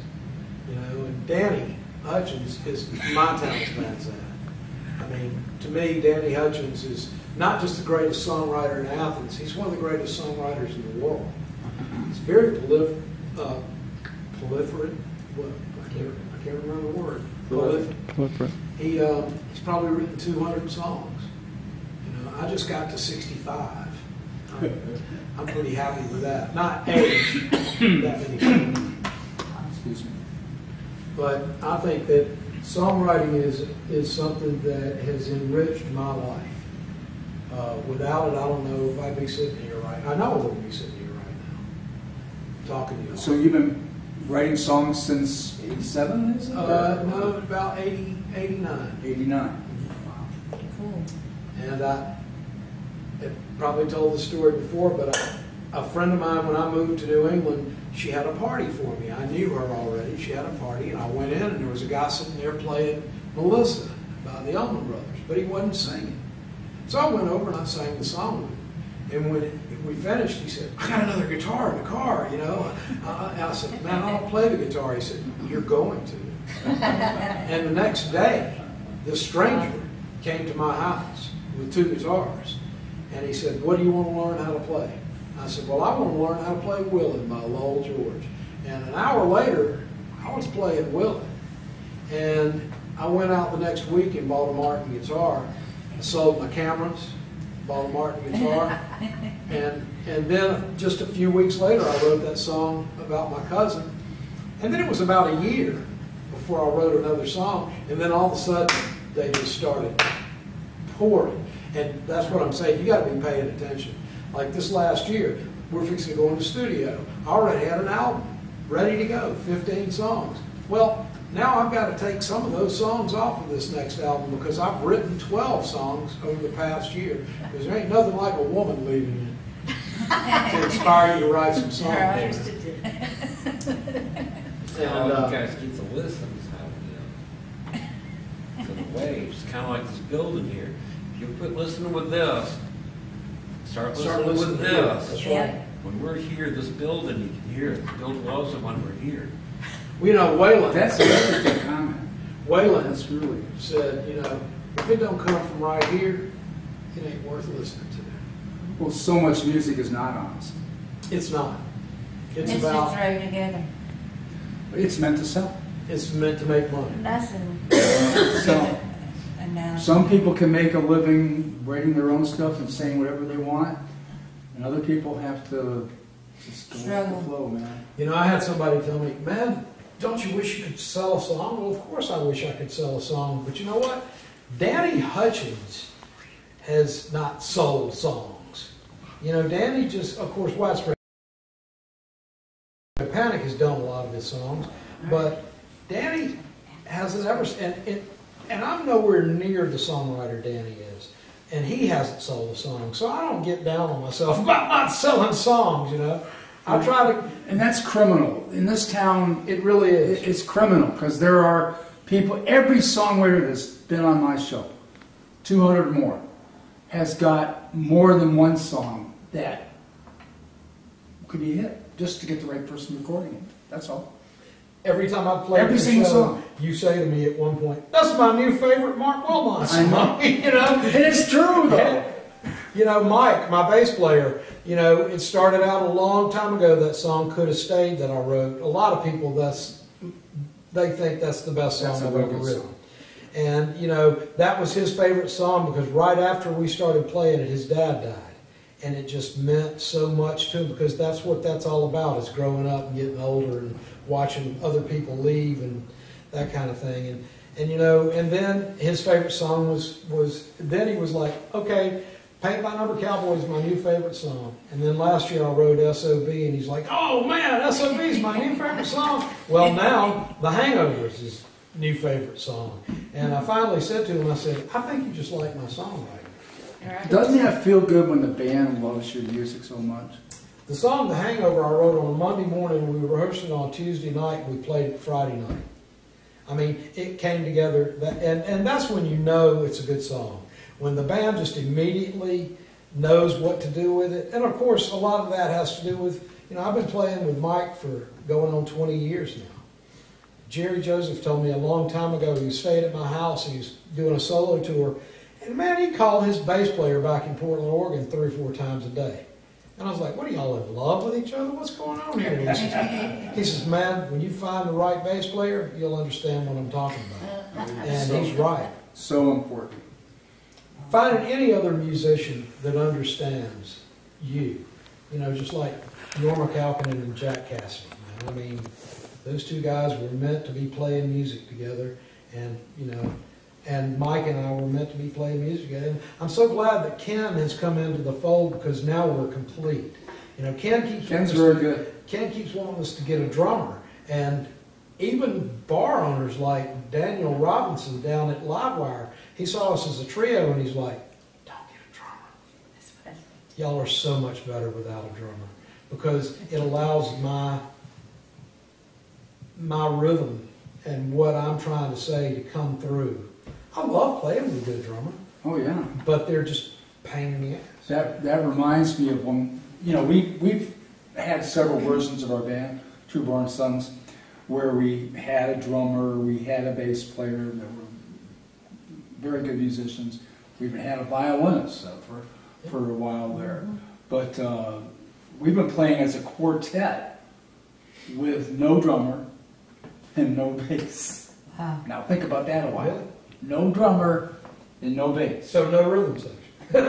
Well, banjo. But you have a rhythm section. Banjo. I am the rhythm section of the Redstone Room. You know, that's what I kind of try to get Ken to understand. We don't need a drummer. Do you listen to how I play this guitar? I mean, I'm trying to do that. I'm trying to supply that so that they can do what they do. And, you know, Alberto Salazar was in our band for a year, and I thought, this is it. We're fixing to take off. And he was all about it, and he was, you know, let's get in the studio. Man, this band is going to go places. And 2 weeks later, he calls me up. I'm in St. Thomas. I just got a job. And he moved to St. Thomas. Virgin Islands? You know, yeah. Ever since then, what a great place to have a job. we tried drummers. You know, we played out here with the drummer. And that guy that was playing with us, I'm not going to mention his name, but he called me up. I want to be in your band. I'm going to dedicate myself to your band. You know, he played a gig with us, and he was leaving that night, the next day, to go to Finland or Sweden with his girlfriend. And he was gone for like 10 days. And when he got back, he called me up and he says, "Man, I can't play in your band anymore because I just can't make enough money." I said, "Well, maybe you shouldn't have gone to Sweden if you can't make money." But, you know, that's drummers. I've got a great drummer. I need a drummer. I can call him up. He doesn't even have to rehearse with us. He can come in and play anything we need. And so whenever I need a drummer, I've got one. But I'm not really interested in being that kind of a band. I think that the songs can live more freely without the headache of all of that. If somebody's dedicated and they're going to be there and all that, that's great. But the idea that I've got to constantly be worried about, is this guy going to show up for you? You know, the more in the band, the more you become everybody's daddy. You know, and it makes it sort of like military intelligence, music business. Those are words that don't go together. You know? That's George Carlin. Some specific questions you would have asked us? Well, this is good. I mean, you know, with y'all bringing in your views and things like that on what to expect out of the music community and what to expect out of future happenings in music and y'all's music, I think this was awesome. It's kind of, we're just sitting here. Yeah, this has been like a round table. Right. Yeah. Sitting here talking about music and talking about the preservation of such. So, but I do y'all have anything that you would like to say? Maybe to those that are starting out and to those that are working on things that like y'all are working on? Do y'all have any advice for them? A new musician needs to find other musicians to play with. Somebody who's just starting out, don't be ashamed. Whatever you can do, find other people to play with, and that'll help you form who you really are. Well, let's ask this. What about the money side of things? I mean, I know money's not everything, and we were talking about even people coming into town, into our local Athens, that area. How do you see us looking in 5 years with our musicians? Are we always going to be, you know, like this? And there again, the preservation of, you know. Athens is a strange dichotomy about music. Mm-hmm. It's always been a music town. Yeah. My parents went to Allen's to see the Jesters. And, In the 60s. yeah. Yeah. And it's always been a music town. It's Mike said it best. He said, Athens is a great music town as long as you're famous and you don't have to live here, because you ain't gonna make no money in Athens playing music. Or nowhere else for that matter. Well, you It's not can. just here. No, you can make money elsewhere. plenty We of can, money if we here. want to travel, we want to leave Athens and leave town. Yeah, REM made plenty of money, but you know, that era is kind of gone. Oh, yeah. Because there are too many, and you could probably edit this out, but there are too many kids in this town who can barely play, who know a bunch of Neil Young covers, and their daddies are paying all their bills, and so they'll go play for free at the bars. And one of the things that I have never experienced till I moved to Athens is a bar that wants you to pay their sound man to play there. That is something that insulted me as far as, you're a venue, and if you can't pay your sound man, I mean, Jimmy Herring, the great Jimmy Herring's band played at the 40 Watt Club one night. 700 people there on a Thursday night, $25 to get in. At the end of the night, Jimmy's manager's like, man, we got a problem, man. They're wanting to give us $1,800. They were supposed to get the door. Wow. $25, 700 people. Now, see there? That's more than $1,800. Well, $400 for PA rental, $300 for our sound man, $150 for the doorman. You know, all that. If you're a venue, that's your job. responsibility. I've got a whole new business plan. You know, and so that's what I see as the biggest problem with Athens, is that there are too many people willing to play for free, so that people that really have good talent and are really good songwriters have a problem getting a gig that makes it worth their while to play there. We play Dahlonega, we play Atlanta, we play Clayton. We're playing Augusta in 2 weeks.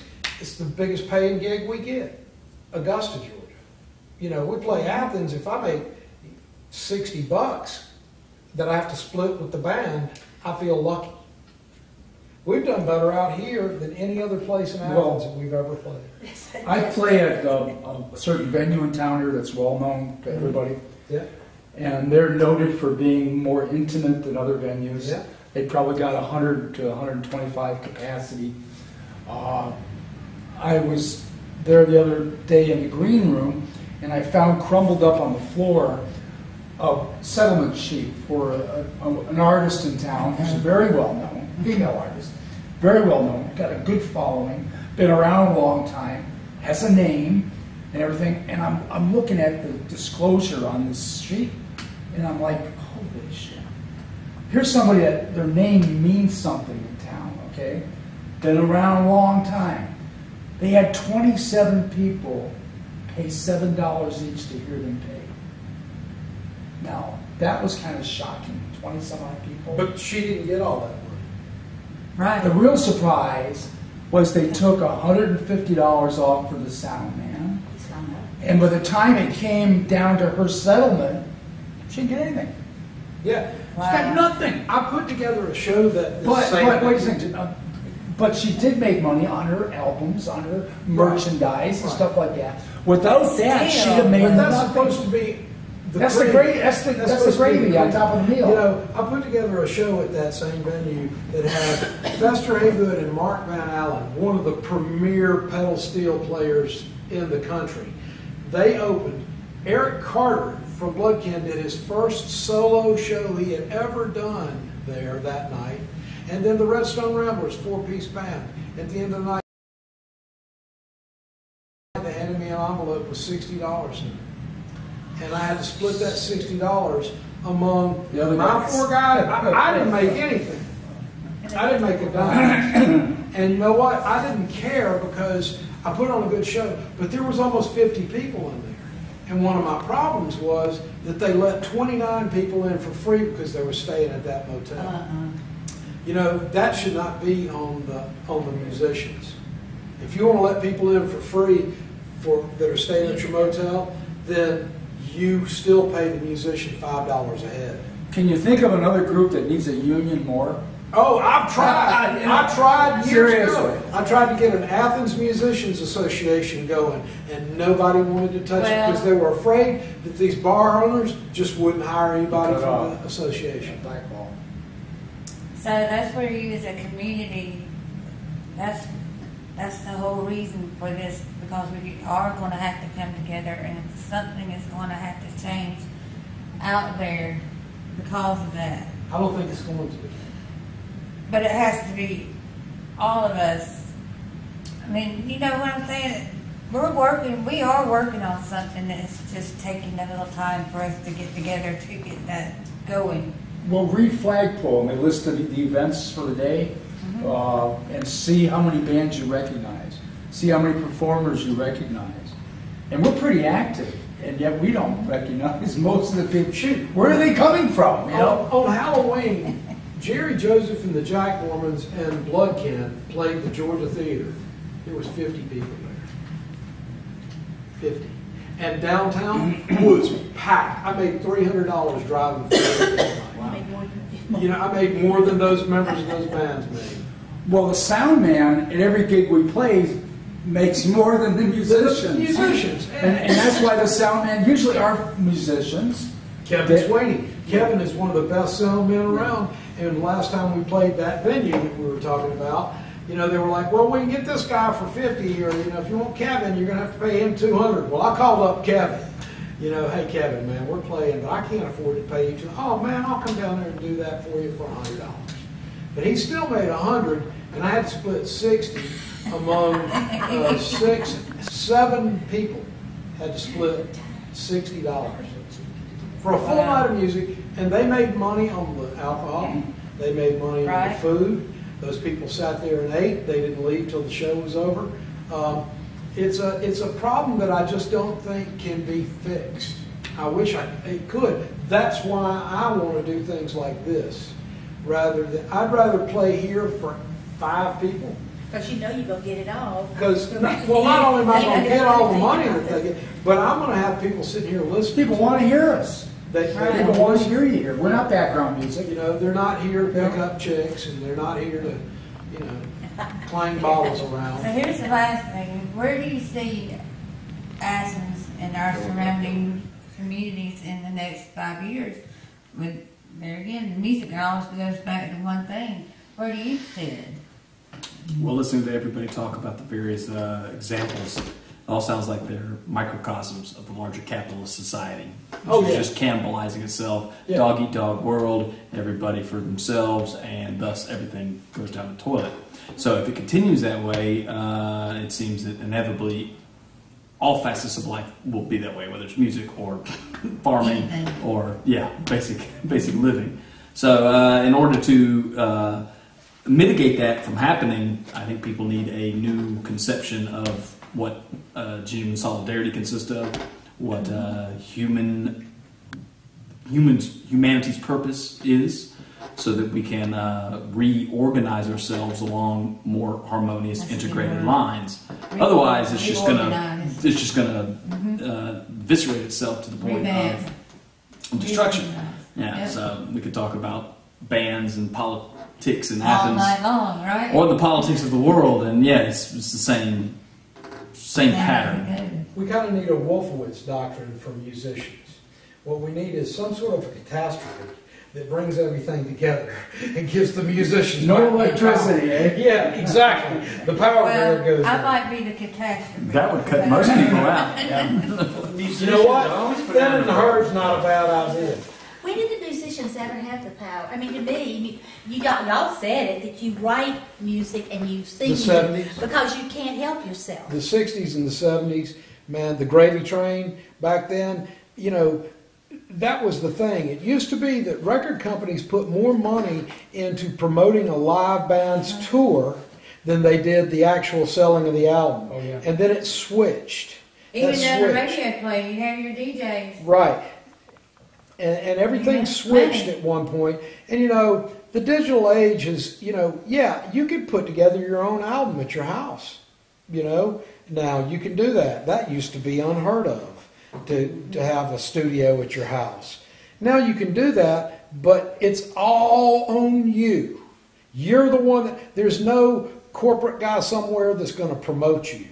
I went to George Jones University at George's house for 4 days, music business seminar.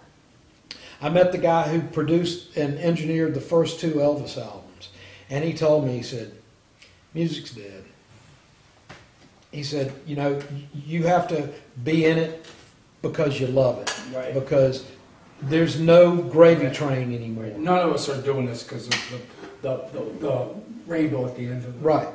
Right. We're doing it because it's us. It's part of just who we are. It's the truth. It's a love. It always has been. You guys have always been on the road, starving, looking for the truth, looking for the next song, with no support, no. At least in this town, we can get a place where we can go and play the music, Like and, number 3. and get enough people to come out and make us feel good. We had a nice crowd tonight. Yeah. It felt real good. Everybody here appreciated it. Do you have anything to add to that? Well, yeah, and coming from a space of absolutely knowing nothing about music or the business or anything else. I mean, I'm a nurse, right? But I've heard more music in the past 4 years, 5 years than I've probably heard in my life. But I think I'm hearing you contradict yourselves. You're saying that your music's coming from your heart, and I know you've got to eat. But if you can really write those beautiful songs in 5 minutes, then, and I mean, this just takes me back to this morning. I'm hanging out with Quakers now, which is way fun. I love them. And they were talking about the abolitionists, and this guy did this really beautiful program. And we got talking about the music. And I don't know if you know Rihanna Gibbons. She was with the Chocolate Drops, and now she's kind of out of... And she's written the most beautiful music of... it's from the heart of a slave. I mean, she's not there, but they're her people. And, and she's... I mean, you can tell she's just streaming it. Well, to me, I don't think that all the negatives that you're saying, I don't think that's going to interfere with your music at all. Oh, it does? I know another one is, and I was hearing Sam Birchfield the other day talking about, you know, he was actually offered some big recording contract, blah, blah. He turned it down because he wanted to write his heart, not what they were going to tell him he had to do. And you know, I think I think the only people who are going to come out here to play are the ones who it's coming from the heart, and none of the digital stuff is going to hurt you. I mean, you're going to find your spirit. You're right. It's not I going to mean, be. we're actually talking about 2 different things. We're talking about art and we're talking about money. Exactly. And those 2 things don't go All the together. venues make money off us. Right. You mean all of them make money, but they don't share it with us. They won't share it with us. As do the That's what streaming. gripes a lot of us. You know, Except for this one, always shares leftovers. right. You know, I met. Well, and there again, people say that's been one of the things too. You used to go and they would feed you and they would give you drinks or whatever, and that was a part of it too. I had a booking But it's agent all. at that George Jones University tell me, well, I can't get you any shows here in the United States, but if you want to go to England and make some money, let me know. She said, I can get you over there for 6 months. You won't spend a dime you make while you're over there because everybody wants to take you home and let you stay with them and feed you and buy you beers and you know, and you can get a 3-week show, 3-week gig at one bar and then move to another one. She said, you can be over there for 6 months. You'll bring every dime you made back and you'll make big money because that's what they're into over there. They're still into the reality of Why are you music. here? Because I had responsibilities at the time. Both my parents were old, and that's why I moved back to New England. And you know, now I have 2 cats, and you know, I got a 20-year-old cat.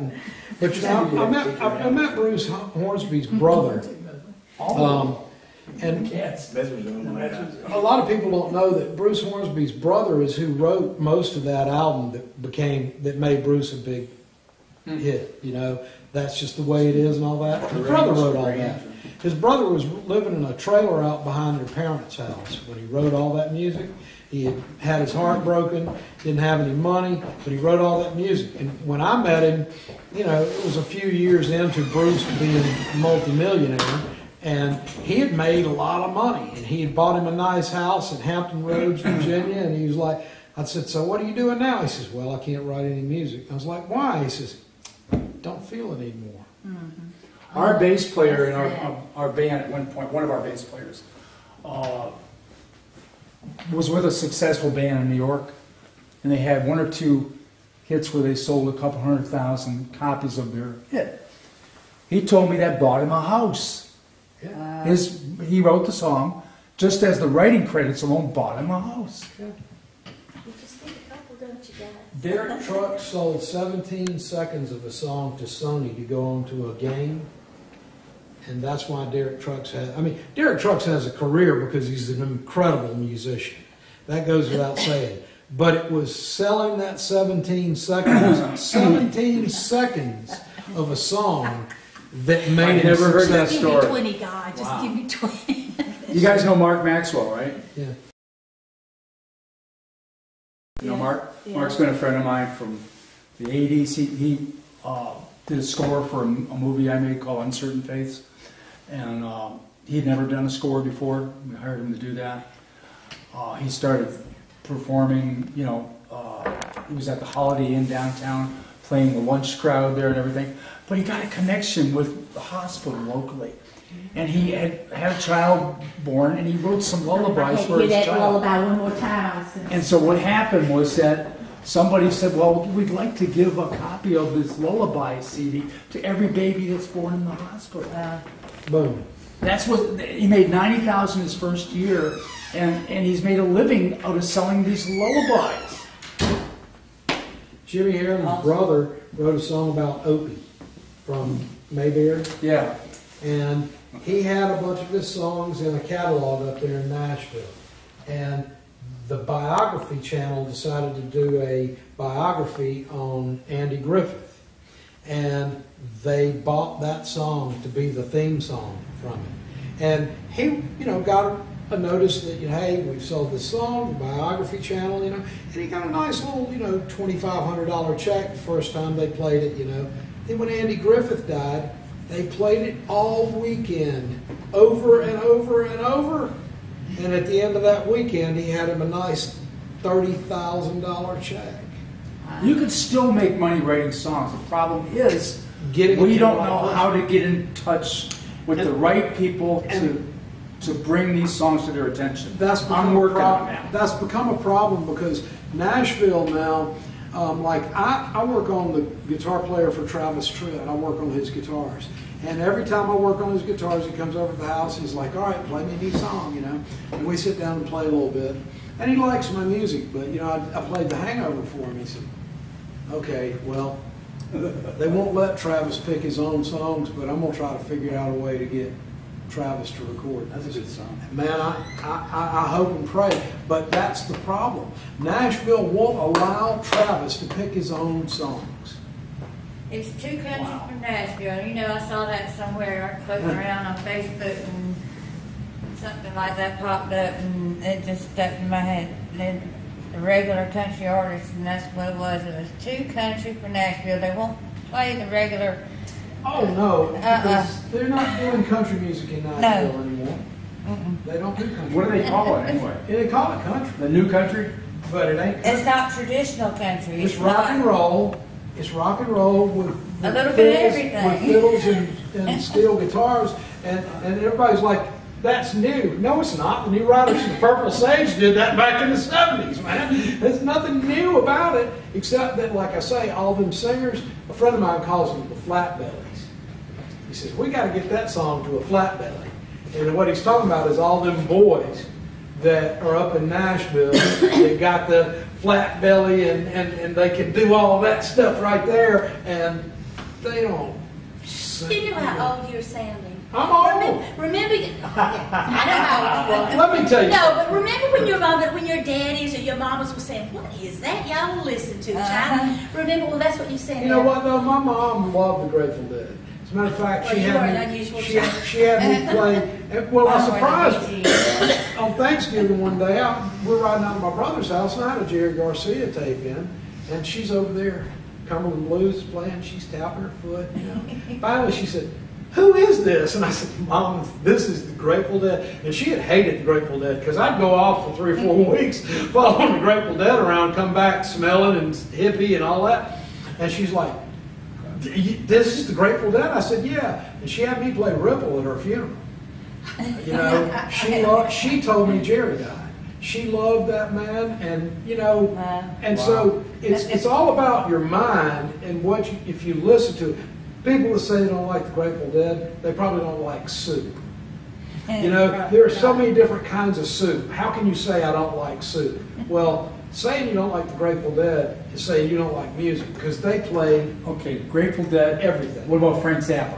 Well, Frank is a whole, you know, I was thinking about Frank earlier because you said something about talking about music. Frank famously said, talking about music is like dancing about architecture. You know, Frank was our Mozart, without a doubt. You know, and I just saw a guy on Facebook the other day just going off on how bad Frank Zappa was, and I just had to write a little thing to him and say, you know, man, I feel so sorry for you.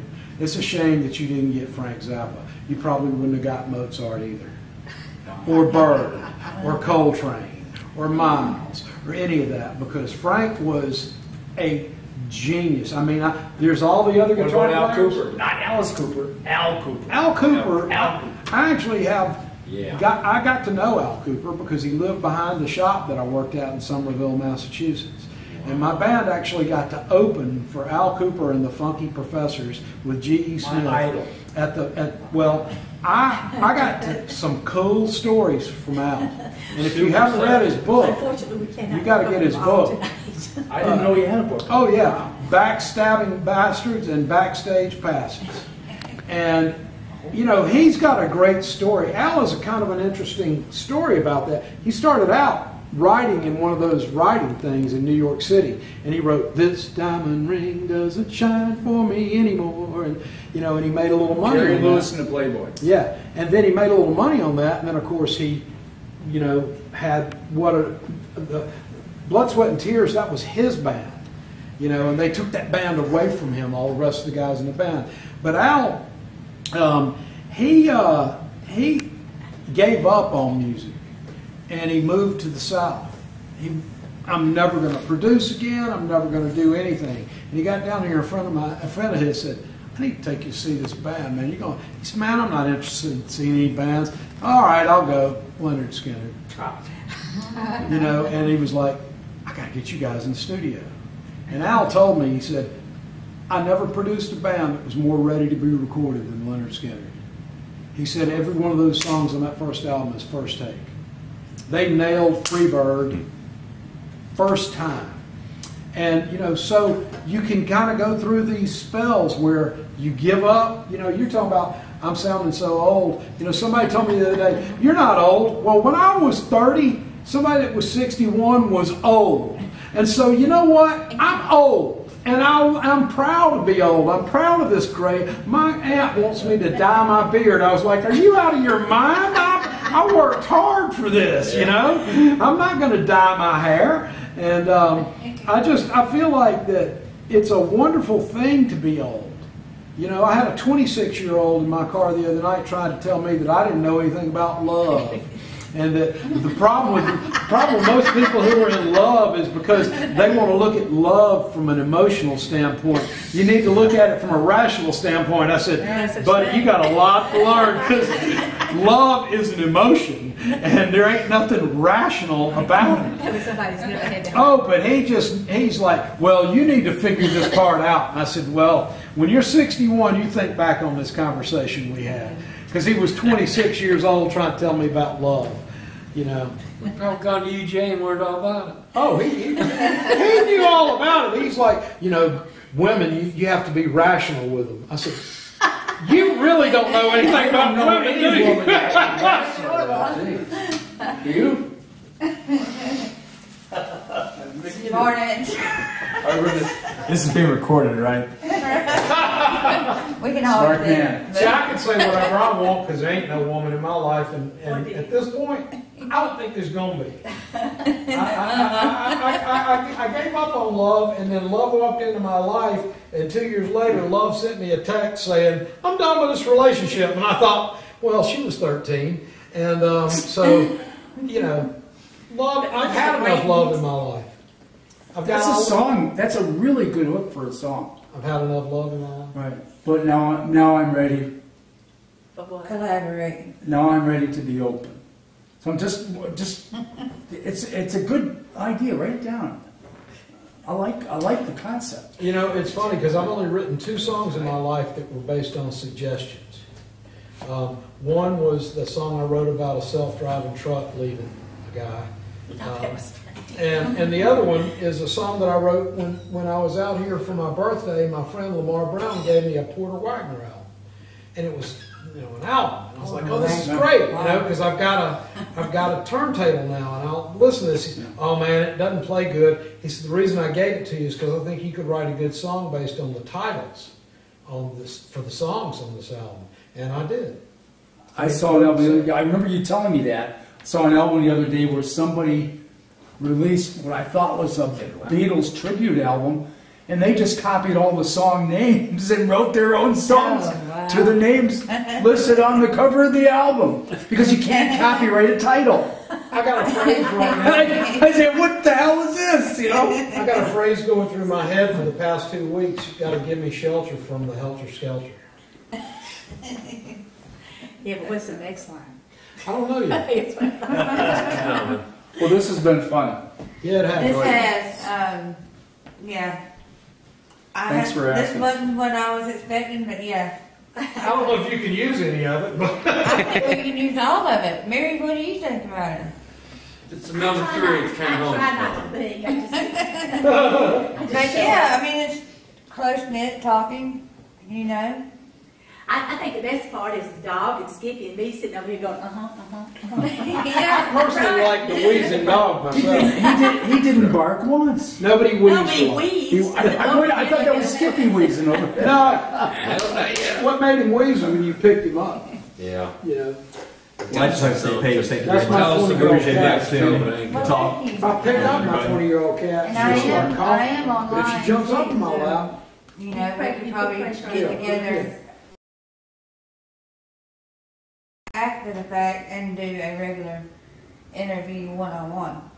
Mark, have you heard of an independent radio station in Atlanta that's playing a lot of the music that's being recorded here in Athens? Y'all will love this idea. We had this great idea. When I was first starting this, a friend of mine who used to have an all-night radio show in San Francisco and invited people in off the street to talk. I mean, he got away with everything. And he had the cutest idea. We would just put a little radio station in here, put a tower on top of the water, put an antenna on top of the water tower, and we could probably get 3 or 4 miles out, you know. Wouldn't that be fun and have live music come in and have it broadcast live on the air? you know how Nashville became to the 12 what it people.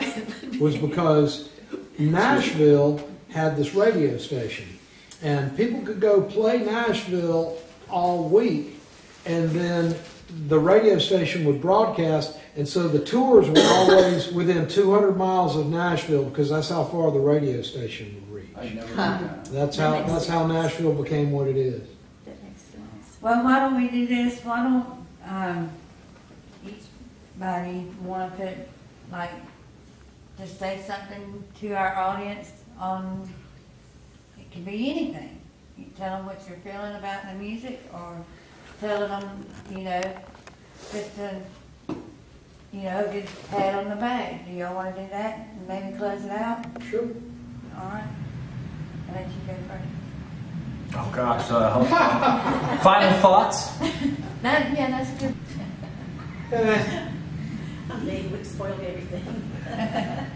Yeah. Mark? Support local music.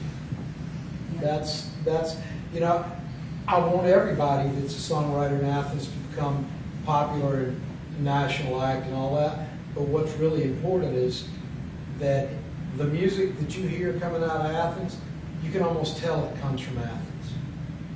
The community here is very close-knit, and it's got a sound. Athens music has a sound. That's good. You listen to Fester Haygood, man, you know that came from Athens. You know? New York. It sure ain't New York. So that's what I have to say. My final thought is support local musicians. Thank you, Paige. Well, since this is a music thing, I'd like to end with a song, if that's all right. Oh, that'd be a great. piece, rather. Somebody's going to play the piano again. He was playing one. I know, but not.